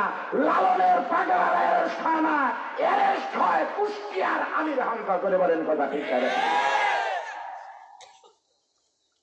আল্লাহ নবীর পরে কিন্তু মা আর বাবা। মায়ের আলোচনা করবেন মাত্র 10 মিনিট। আপনাদের বলতে হবে এই কোরআনের ভিতরে যতগুলো নবীর নাম আছে বন্ধু, সবচেয়ে বেশি নবীর নাম আছে বলেন তো কোন নবীর নাম সবচেয়ে বেশি আছে? আপনারা কিন্তু জবাবটা সঠিক দিয়েছেন আলেম ওলামা। মুসা নবীর নাম কিন্তু সবচেয়ে বেশি আছে। আপনারা বলেন তো মুসা নবীর পুরো নাম কি? মুসা, আলহামদুলিল্লাহ, কালিমুল্লাহ, আদম, শফিউল্লাহ, ইব্রাহিম, আমাদের জাতির পিতা ইব্রাহিম, খলিলুল্লাহ, মুসা, মুহাম্মাদুর রাসূলুল্লাহ। কালিমুল্লাহ শব্দের অর্থ হলো আল্লাহর সাথে কথা বলতে পারেন। এই দুনিয়াতে সমস্ত নবীদের আলাদা আলাদা মর্যাদা ছিল। সূরা সাবাতে আছে সুলাইমান নবী বাতাসের সাথে কিন্তু চলতে পারতেন। মুসা নবী মাথার হাতে লাগলে কিন্তু সারলে সাপ হতো।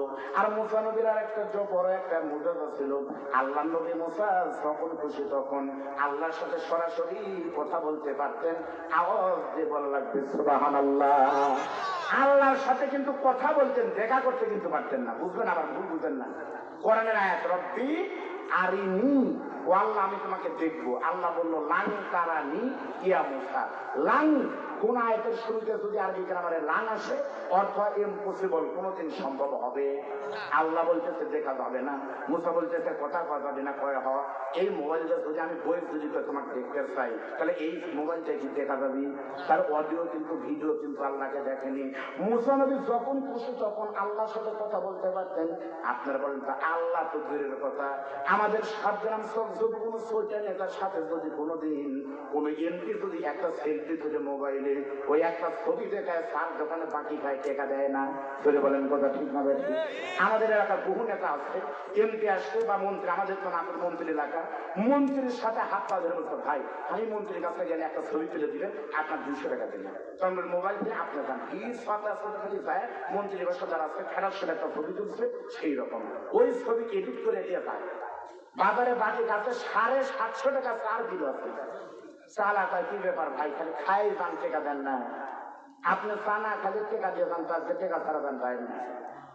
তখন বলতেছে টেকা তো জমু ভাই, শুনছেন এর রাস্তাতে বড় হবি? তা তো শুনিনি। এই লাইনে সমস্ত দোকান ভাঙিয়ে দিবি। মন্ত্রী বলছে খালি 3টা দোকান খোয়া লাগবে, 3টা দোকান কে কে থাকবি? মন্ত্রী বলছে আমি যেন 3টা বাছাই করি। এই বলে মোবাইল কিনতে দিতে চালাক যেটাতে মন্ত্রীর সাথে বসে আছে। চালা তখন চিন্তা করে কি আমার দোকান যদি ভাঙিয়ে দেয় তাহলে তো আমার শেষ। ছবি দেখা তখন বলছে তো ভাই 700 টাকা না ভাই, আপনি 1000 বিল করেন, তা আমার দোকানটা খুলেন ভাই। এবং তেল তারা শয়তান কি নাই আছে? আর আল্লাহর সাথে কথা বলতে পারলে তার কি মেজাজ কম হবে না বেশি হবে? এই জন্যই কিন্তু মুসা নবী একটু গরমই আলাদা, আল্লাহর সাথে কথা বলতে পারে। মুসা নবীর জীবনে পরে দেখেন এমন গরম। পয়গম্বর মুসা নবী কিন্তু জীবনে কাউকে মারেন নাই, কিন্তু পয়গম্বর মুসা জীবনে তাদেরকে থাপ্পড় মারছে। মুসা নবীর থাপ্পড় খাতে মরেনি এমন কোন রেকর্ড নাই। শুধুমাত্র একজন নাম হয়ে বাইচে ছিল, তার নাম হলো হযরতে আজরাইল। মরতই কিন্তু মরেনি, ধান কবজ করবি কে? সেই জন্য আল্লাহ শুধু বাঁচায় রেখেছে। সেই মুসা কালিমুল্লাহ একদিন সকালবেলা দূর পাহাড় যখন চলে গেছে, আল্লাহ তাআলা ডাকটা বলতেছে মুসা রে, এত সকালবেলা আপনি আমার কাছে কি চান? মুসা নবী বলতেছে মনি আমি আপনার কাছে একটা কথা জানতে চাই। আল্লাহ বলে দিল মুসা নবী দূর থেকে চলে এসেছে। সন্ধ্যাবেলা মুসা নবী আবার গেছে, একই দিনে দুইবার। আল্লাহ বলে মুসারে তুমি আবার কেন আসলে? মুসা নবী তখন বলতেছে আল্লাহ সকালে থেকে শুনতে চাইছিলাম একটা ছাড়া পড়ছে, আবার তখন আসলাম। আল্লাহ বলে মুসা আপনি সকালেই বলতে পারতেন বারবার কেন আসেন? মুসা নবী তখন রাগ করে নয় কামতে তার বলে মনি আমি মুসা যদি সকালে এসে দুটো প্রশ্ন আপনাকে করতাম তাহলে কিন্তু আপনার সঙ্গে আমি কথা বলতে পারতাম না। আল্লাহ আমি যে আপনার সাথে প্রেম করি, আর জগতের প্রত্যেকটা প্রেমিক চাই তার প্রেমিকার সাথে বারবার কথা বলছে। এই দুনিয়ার প্রেমিকরা কিন্তু তাই, মায়ের ভয়ে মোবাইল সাইলেন্ট করে রাখে, প্রেমিকা ফোন দিবে এই জন্য সাইলেন্ট করে রাখে। ঠিক 2 মিনিট পর পর যায় বালিশের নিচে থেকে দেখে মিস কল উঠে আছে নাকি। যদি মিস কল উঠে তাহলে ডাটাটা অন্তরে 2 হাতে গিট ভাঙা শুরু করে। এবার কাল ঠিক হয়ে আমি এখন দিতে আছে মা খাচ্ছে, পরে বন্ধুমণি ময়না মন খারাপ করো না, জোরে বলেন। এটা হলো দুনিয়ার প্রেম। আর মুরব্বী যাদের প্রেমের বয়স নাই, যৌবন শেষ হয়ে গেছে, 50-এর বেশি মুরব্বী মা বোন আপনাদেরকে আমি আজকে প্রেমিক বানাবো। এই মাহফিল শেষ হবে মনে করেন ধরেন কথার কথা 12টার সময়, রাত 2টার সময় যখন সব দুপুর সমস্ত মানুষ ঘুমিয়ে যাবে, টপ টপ করে কুয়াশা পড়তেছে, তখন আপনি ঠান্ডা পানি ধরে উঁচু করে যায় নামাজ বিছিয়ে দিয়ে 2 করে 4টা রাকাত শুদ্ধ নামাজ পড়বেন। অমিনাল্লাহি ফাতাহাজ্জাত বিহি নাফিলাতাল্লাহ তাফসিরে আছে। আপনি 40 দিন যদি তাহাজ্জুদ নামাজ পড়তে পারেন, আল্লাহর কসম এমপির কাছে যাওয়ার দরকার নাই, মন্ত্রীর কাছে যাওয়ার দরকার নাই, আমার আল্লাহ তাআলা আপনার যে কোনো চাহিদাই পূর্ণ করে দিবে। সেই মুসা নবী আল্লাহকে বলতেছে আল্লাহ আমি তোমার কাছে একটা কথা শুনবো। আল্লাহ বলতেছে কি কথা বলো তো? মুসা নবী বলে আল্লাহ আপনি বলেন তো আমি মুসা জান্নাতে যাবো না জাহান্নামে যাবো? আল্লাহ বলতেছে এটা কি একটা প্রশ্ন হলো? আপনি জান্নাতে যাবেন কি জাহান্নামে যাবেন আপনি কি জানেন না? আল্লাহ তখন বলে পয়গম্বর কিয়ামতের দিন শুধু আপনি কেন, সমস্ত নবী রাসূল সাহাবায়ে কেরাম তাবেঈন তাবে তাবিন নাবিয়িন সিদ্দিকিন শুহাদা ইসলামী আন্দোলনের কর্মীরা সকলেই জান্নাতে যাবে। মুসা নবী তখন বলতেছে আল্লাহ আমি যে জান্নাতে যাবো বলো তো মনি এই জান্নাতটা কত বড় হবে? আল্লাহ তখন বলতেছে মুসা রে কিয়ামতের দিন আপনার মাথায় কালিমুল্লাহ টুপি পরাই দিয়েছে জান্নাতে দিব, ওই জান্নাতের কোনো সীমারেখা নাই, আপনার চোখ যাবে যত দূর জান্নাতের সীমানা হবে তত দূর। মুসা নবী তখন বলতে পারলাম এত বড় জান্নাত আমি একা একা কেমনে থাকবো? আমার তো গল্প করে অভ্যাস, আমি গল্প না করলে তো ভালো লাগে না। নবী মুসাকে আল্লাহ বলতেছে হুরেরা থাকবে, জান্নাতের নিয়ামত থাকবে। মুসা নবী বলতেছে তাও আমার গল্পের লোক লাগবে, যারা পান খায় তাদেরকে বিরিয়ানি খাওয়ান আর কলা খাওয়ান, তারপরে কয় বা তাও তুই 2টা পান দিয়ে আয়। কথা পান ঠিক না ঠিক? মুসা নবী বলতেছে আল্লাহ জান্নাতে গেলেও আমার গল্প করার লোক লাগবে। আল্লাহ তখন ডাকতে বলতেছে কালিমুল্লাহ শুনে নেন, কিয়ামতের দিন আমি আল্লাহ আপনাকে গল্প করার জন্য আমি দুনিয়াতে আপনার একটা বন্ধু রেডি করে রেখেছি। মুসা নবী বলতেছে আল্লাহ তাই আবার কে? আল্লাহ বলতেছে জান্নাতে যাবে যখন পরিচয় হবে তখন। মুসা নবী বলতেছে না আমার জান্নাতে আমি বন্ধু নিয়ে থাকবো, আমার যদি পছন্দ না হয় তোমার কথা মতো যদি পছন্দ না হয় তাহলে কি হবে? আমার বন্ধুকে তোমাকে বলা লাগবে। মুসা নবী ছাড়ে না, আল্লাহ ছাড়ে না। এক পর্যায়ে আল্লাহ বলতেছে পয়গম্বর কিয়ামতের দিন আপনি যে জান্নাতে থাকবেন সেই জান্নাতের বন্ধু তিনি হবেন। আপনি এখান থেকে তুর পাহাড় থেকে চলে যান, মিশরের অমুক প্রদেশে গিয়ে দেখবেন একটা বাজার আছে, ওই বাজারের ভিতরে বিশাল বড় বাজার, ওই বাজারে একটা বড় একটা বট বৃক্ষ আছে, বটের গাছ আছে, ওই বটের গাছের নিচে গিয়ে দেখবেন আপনার বন্ধু বসে আছে। মুসা নবী তখন আল্লাহর নিয়ত অনুযায়ী একটা প্রদেশে গিয়ে দেখে একটা বিরাট হাট বসেছে। মুসা নবী হাটের ভিতরে ঘুরতে ঘুরতে গিয়ে দেখে অনেক বড় একটা বটের গাছের নিচে 2 জন মানুষ বসে আছে। 2 জন মানুষ বসে থেকে গোস্ত বিক্রি করতেছে। আপনারা বলেন তো আমাদের দেশের গোস্ত বিক্রেতার নাম হলো কসাই, ঠিক না ঠিক বলেন?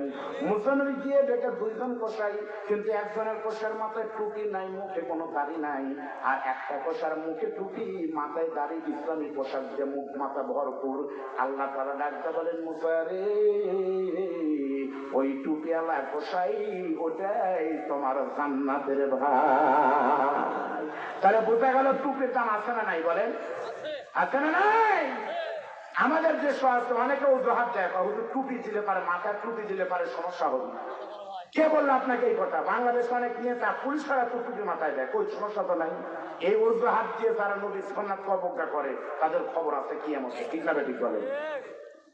আমরা বিশ্ববিদ্যালয়ে পড়ছি, আমার দিকে তাকান, আমি আব্দুল হাই মোহাম্মদ সাইফুল্লাহ বক্তা ছিলেন না, আমির হামজা কুষ্টিয়া আর আমি একই সময় বিশ্ববিদ্যালয়ে পড়েছি। সাইফুল্লাহ ভাই বড়, আমি মাঝখানে, আমির হামজা আমার 2 বছরের জুনিয়র কুষ্টিয়াতে। আমি আরো টিভিতে বিতর্ক করছি, কিন্তু এটিএন বাংলা আমার অনেক ডিবেট কিন্তু আলহামদুলিল্লাহ আছে। ডিএসবি ক্যাম্ব্রিজ স্টুডেন্ট পার্লামেন্ট 10টা 11টার সময় শুক্রবারে করে, এখন মনে হয় বিশ্ববিদ্যালয়ের হয়ে আমি 5-6 দিন টিভিতে বিতর্ক করছি, সাথে মেয়েরাও ছিল। তখন তো হুজুর ছিলাম না, বিশ্ববিদ্যালয় মানে কি হুজুর সবই আছে। বিতর্ক করছি, ভালো বক্তা ছিলাম, আব্দুল্লাহ সাইফুল্লাহ ভাইও করছি। তো মাইকের ভিতরে ছাত্রী ছেলে সব মিলে 12 জন যাচ্ছি। এক বন্ধু ছিল নাস্তিকের মতো, আইনে পড়তে, সারা সবসময় ইসলামের বিরুদ্ধে কথা বলে। তা আমার তখন দাড়ি ছিল, দাড়িতে কোনোদিন খুল দেয়নি আলহামদুলিল্লাহ। তা আমার ওই আইনের বন্ধু মাঝে মাঝেই আমাকে কথা মেরে বলে যে, আব্দুল বারী রশিদি, তুমি তো বিতর্ক করবে, ভালো বক্তা, কিন্তু দোস্ত তুমি যে ফার্স্ট ইয়ারে ছোট বয়সে দাড়ি রাখছো, তোমার চুল পায় না। আমার করছে এর চুলকানি হলে তুই কয়া চুলকান লাগবি, আর চুলকানি কি কারো মানে? বক্তারও যদি চুলকানি হয়, শ্রোতাকে জেগে লাগাই দেয় চুলকান লাগবে। ধরে বলেন কথা ঠিক না? মানুষ আর মাঝে মাঝে খোঁচা দেয়, তোমার কি চুলকায় না? আর ওই মেয়েরা মানে গাড়িটাকে অপমান করলো। আমি 3 বার বলার পরে মনে মনে হাইরে কি শুরু হলো রে, ঢাকা বলতো তারা মেলাবার অপমান করলো। এইবার আমি চান্স পেয়ে যখন আমার বলতেছে তোমার কি চুল কয় না, আমি না বন্ধু, দাড়ি রাখার কারণে আমার চুল কয় না, তবে ই জানেন কিন্তু শয়তান কেড়ে চুল করছে, আমার অবশ্য চুল কয় না, শয়তান কেড়ে চুল কয় আমার দাড়ির কারণে। তখন বলছে তুমি শয়তানি বাড়াই ফেললে। মুসা নবী তখন আল্লাহকে বলতেছে, মনি আমি মুসা কালিমুল্লাহর রাগ বেশি, সেজন্য তুমি কিয়ামতে আমাকে তুমি মুসা কালিমুল্লাহ বলতেছে কোষার সঙ্গে জান্নাতে দিবে। আল্লাহ তখন ডাকতে বলতেছে, মুসা রে, ওই কোষার সঙ্গে তোমাকে যা দিয়েছি রাগের কারণে নয়, তুমি তাকায় দেখো মুসা, ওই কোষায় কিছুক্ষণ পরে এমন একটা আমল করবে, ওই আমলটা আমি আল্লাহর এত বেশি পছন্দ হয়েছে। মুসা কালিমুল্লাহকে আল্লাহ বলতেছে, ছোট্ট একটা আমলের কারণে আমি আল্লাহ তাআলা ওই কোষাইকে কিয়ামতের দিন তুমি মুসার সঙ্গে জান্নাতে দিব। আল্লাহ নবী বলতেছে কি আমল? মুসা নবীকে আল্লাহ বলতেছে তুমি দেখো, আমি বলবো না। দূর থেকে মুসা নবী তখন দিয়ে হয়া পোশাক দিকে তাকায় দেখতেছে, দেখে তো কি আমল করে। বন্ধু গল্প মনে করবেন না, মনোযোগ দিয়ে শোনেন, মাত্র 5 মিনিট। মুসা নবী তাকায় দেখে ওই দাড়িওয়ালা পোশাক সামনে যত বড় গোস্ত ছিল, দাড়ির কারণে টুপের কারণে সবাই শুধু তার গোস্তই কিনতেছে। আপনাদের এই গাবতলিতে একটা চাচার গোস্ত কম দাম, আর দাড়ি থাকার কারণে কিন্তু বগুড়ার লোক যে গোস্ত কিনে, ঠিক না ঠিক বলেন? মুসা নবী টাকা দেখে মুহূর্তের ভিতরে পোশাক গোস্ত বিক্রি হয়ে গেছে, আর তার মধ্যে দাড়ি নাই, তাই শুধু মাছেই খেতেছে, কিন্তু কিনতেছে না। সবার ভয় হলো যদি গোস্তের ভিতরে অন্য কিছু দেয়। যেমন বাংলাদেশে গতকাল খুলনাতে বিরিয়ানির ভিতরে ছাগলের গোস্তের কথা কয়, উত্তম করছে, ধরে বলেন কথা ঠিক না দেখে? গতকাল খুলনাতে গতকাল ঘটনা, সবাই বিরিয়ানি দিচ্ছে 300 টাকা ওয়াটা হাফ, আর ওরা বলতেছে গোস্ত হলো 17 পিস, দাম মাত্র 150। সবার চিন্তা হয় কি আমরা 7 পিস দিলে পারে, তাই বাবুর 3 টাকা শর্ট পড়ে। আর এই কেমন 17 পিস বুঝতে দেয় খালি 150, এই ছাগলের বুঝতো না কিসের বুঝতে দেয়। তখন মানুষজন খেয়াল করে দেখতে দেখে পরে ধরা পড়ছে, ওই এলাকায় কুকুর কেমন কমা শুরু করছে। কুকুর নাই, আজান হলে ভেতর কারণ কুত্তা আজানের সমান রাখে না। মানুষের সন্দেহ হলে কেন যে কুত্তা এদের হোটেলের সামনে আসে সেই কুত্তাই থাকে না, কুত্তা কি করে? সন্দেহ বেড়ে গেল। খবর নিয়ে দেখে আসলে ওরা 3-4 জনকে চুক্তি দিচ্ছে, পুত্র প্রতি 2000 টাকা কুকুরের দাম। তখন এই কয়েকজন টোকাইরা কুকুর ধরে নিয়ে যায়, ওরা সব করে কুকুরের গোস্ত বাস বিরিয়ানির ভিতরে দেয় 150 টাকা। আর বাঙালি খায় বলে আসলে এদের বিরিয়ানি খালি তেল আর তেল। খাও মা খাও খাও খাও, যেমন কোয়ালিটিতে গিয়ে দেখবেন খাও খাও খাও, আর দূরেতে খাও খাও খাও। বইয়ের হাতের খাবার ভালো লাগে না, বইয়ের হাতের খাবার গেলে এই জন্যে আমি বাড়ি খাই না। তার সাথে সেরি হোটেলে খালি মনে হয় গৃহস্থের খাবার খাচ্ছে। পাগলা উত্তর গোস্ত তো সব বেশি হবি। বইয়ের রান্নাকে আমরা ভালো বলতে পারি না। বউ কেমনি খারাপ হয়? বইয়ের রান্না হলে তো লবণ বেশি তেল বেশি। আপনি একবার ভালো বলে দেখে আপনার বউ আপনার জন্য কলিজা বের করে দিবে, ঠিক না? আপনি বউকে একদিন বলেন তুমি যে রান্না করছো আকবরের বাবুর চাইতে স্বাদ দিচ্ছে। আপনার বউ আপনার কথা একদম ওনার রান্না খারাপ হয়েছে না, সত্যিবারে খুব তৃপ্তি করে খাচ্ছি। আপনার বউ তখন বলবে সত্যি যদি হয়, সত্যি বলতেছে হ্যাঁ আমার মন চাচ্ছে আরো এক প্লেট খাবার খাইতে হবে, কিন্তু বিদ্যুৎ নাই তো গরমের কারণে খাবার পারলাম না। বউ বলতেছে দাঁড়ান, যখন তালের পাকার বাতাসে বাতাস করবার বলতে সত্যি যদি স্বাদ লাগে আপনি আমার কই মাছটা খান তো, তাহলে বুঝবো স্বাদ হচ্ছে, এর নাম হলো বউ। আর আপনি গিয়ে যদি বলেন কি রান্ধুছি রে, তোর হাতের খাবারই এরকম রে, কিসের তো তুই বিয়ে করতো রে, তাহলে আপনার বউ তো খারাপ করবি। ধরে বলেন কথা ঠিক না? এমনি হ্যাঁ ভালো হন আপনি নিয়ে আগে সালাম দিবেন। নবী বউকে সালাম দিচ্ছে, আপনি কি সালাম দেন? আজকে বাড়িতে গিয়ে সত্য কথা বলবেন। এটা আপনার মুরব্বীরা বলেন তো বউকে সালাম দেন? চাচা করছেন না, আমাকে সালাম দেবো, লজ্জা করে। আজ থেকে দোয়া শুরু করা লাগবে ভাবনা, আজ থেকে দিলেন। চাষি কেউ শুনতেছে আপনার বলছি চাষি আছে এখানে নাই, কারণ আপনার আজকে আবার সালাম দিয়েন না। আজকে সালাম দিলে কিন্তু বিপদ বাড়বে, কারণ আপনার বউ জানে যে ওয়াজ শুনে আসে টাকা শুরু করবি। ফুল রে কিসের ঘুম রে, মরছু নাকি রে? আপনার বউ জানে যে ওই কম বেশি ফেরানোর মতো ব্যবহার। আজকে যা যদি আপনি বলেন আসসালাম আলাইকুম, আপনার বউ বেটাকে ডাক দেন ও বা তাড়াতাড়ি উত্তর তোর বাপে দিন ধরতে, কিন্তু সালাম দেওয়ার মাল না।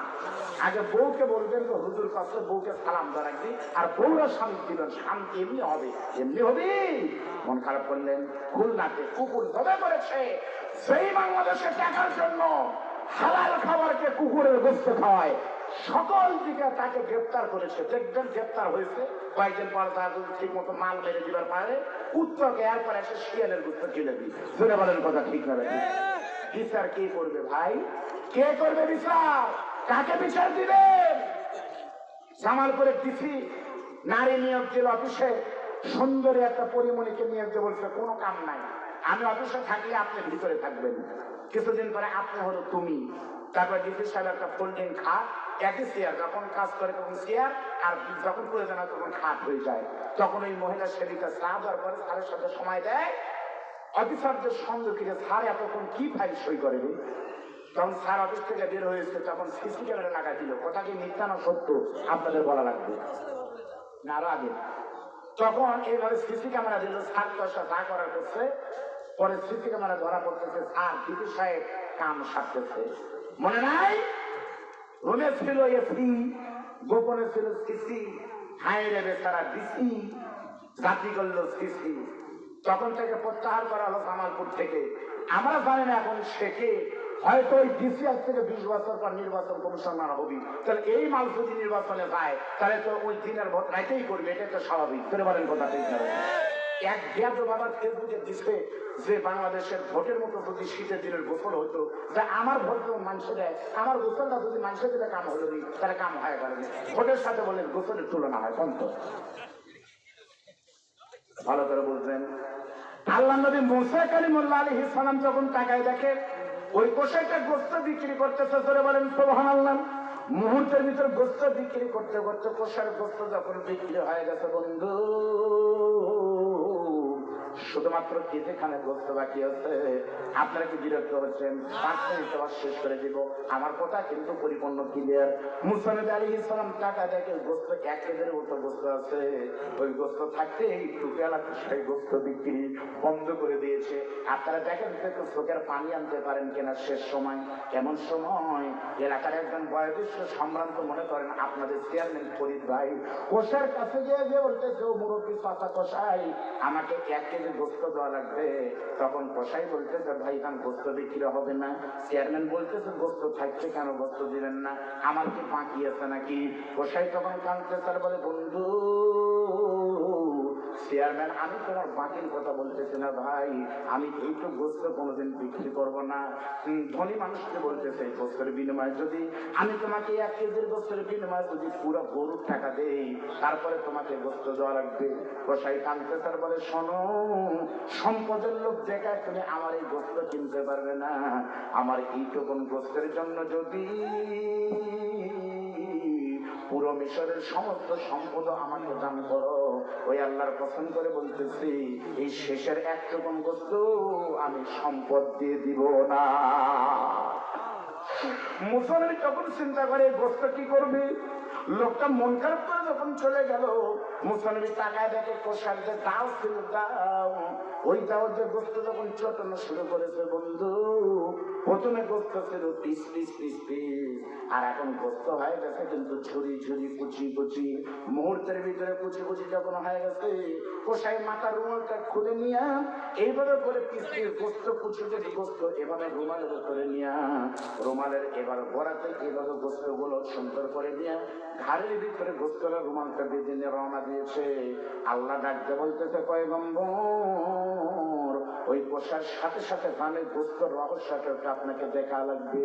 মুসা নবীর পিছনে পোষাই সামনে চলতে চলতে একটা গ্রামের ভিতরে গেছে, প্রত্যন্ত গ্রাম। রাত হয়ে গেছে, এশার নামাজ পরের ঘটনা মনে করেন, তখন তার এশা ছিল না, ইশারা হয়ে গেছে। মুসা নবী গিয়ে দেখে একটা ভাঙ্গা ঘরের সামনে দাঁড়ায়, ওই পোষাই সুন্দর করে পালাটা খুলে ভিতরে যখন ঢুকতেছে, আল্লাহ নবী মুসা তখন বলতেছে, মনির, সারাদিন এই পোষার পাশে আমি ব্যয় করতেছি গোস্ত রহস্য দেখার জন্য, কিন্তু পোষাই তো এখন তার ঘরের ভিতরে ঢুকতেছে, আমি লোকটাকে পিছনে আছি সেটা তো আর উনি জানে না, এখন ভিতরে যে দরজা বন্ধ করে দিলে আমার কি হবে। আল্লাহ তখন বলতেছে, মুসা রে, এখন তোমার মুখে কি সালাম নাই? আসসালামু কাবলাল কালাম, আফসুস সালাম। অন্য হাদিসে আছে আইয়ুল ইসলামে খৈরুন, ইসলামের উত্তম কাজ কোনটি? ওয়ালা তুতিউমুত ওয়ামাতুকুল সালাম। এবারে সালামের কমপক্ষে 100 হাদিস আমি কেন আমরাও বলতে পারবে। ও মুসা, তুমি কথা বলার আগে তুমি একটা জোরে সালাম দাও। তখন কোষাই পিছন থেকে সালাম দিয়েছে, মুসা কোষাইকে বলতেছে আসসালামু আলাইকুম। যখনই মুসা নবী বলছে আসসালামু আলাইকুম, পিছনে কোষাইটা তাকায় দেখে একটা হুজুর সাদা পোশাক পরে পিছন থেকে সালাম দিচ্ছে। তখনই সালাম দিয়েছে আল্লাহ নবী মুসা। তখন সালামের জবাব দেওয়ার পরে কোষাইটা পিছনের থেকে আশ্চর্য ঝাঁকি মেরে উঠছে, চিন্তা না করে বলতেছে, মান আমতা। সুবহানাল্লাহ বলেন। মান আমতা শব্দের অর্থ হলো তুমি কে, মা ইসমুকা শব্দের অর্থ হলো তোমার নাম কি। ভাই কি ফুটফুটি জরুরি হলো? দেখেন দেখেন দেখেন, হ্যাঁ দেখেন, এই মাল তো আর পাবেন না। দেখেন, আরে আর মোরা টাইম করে না, এখন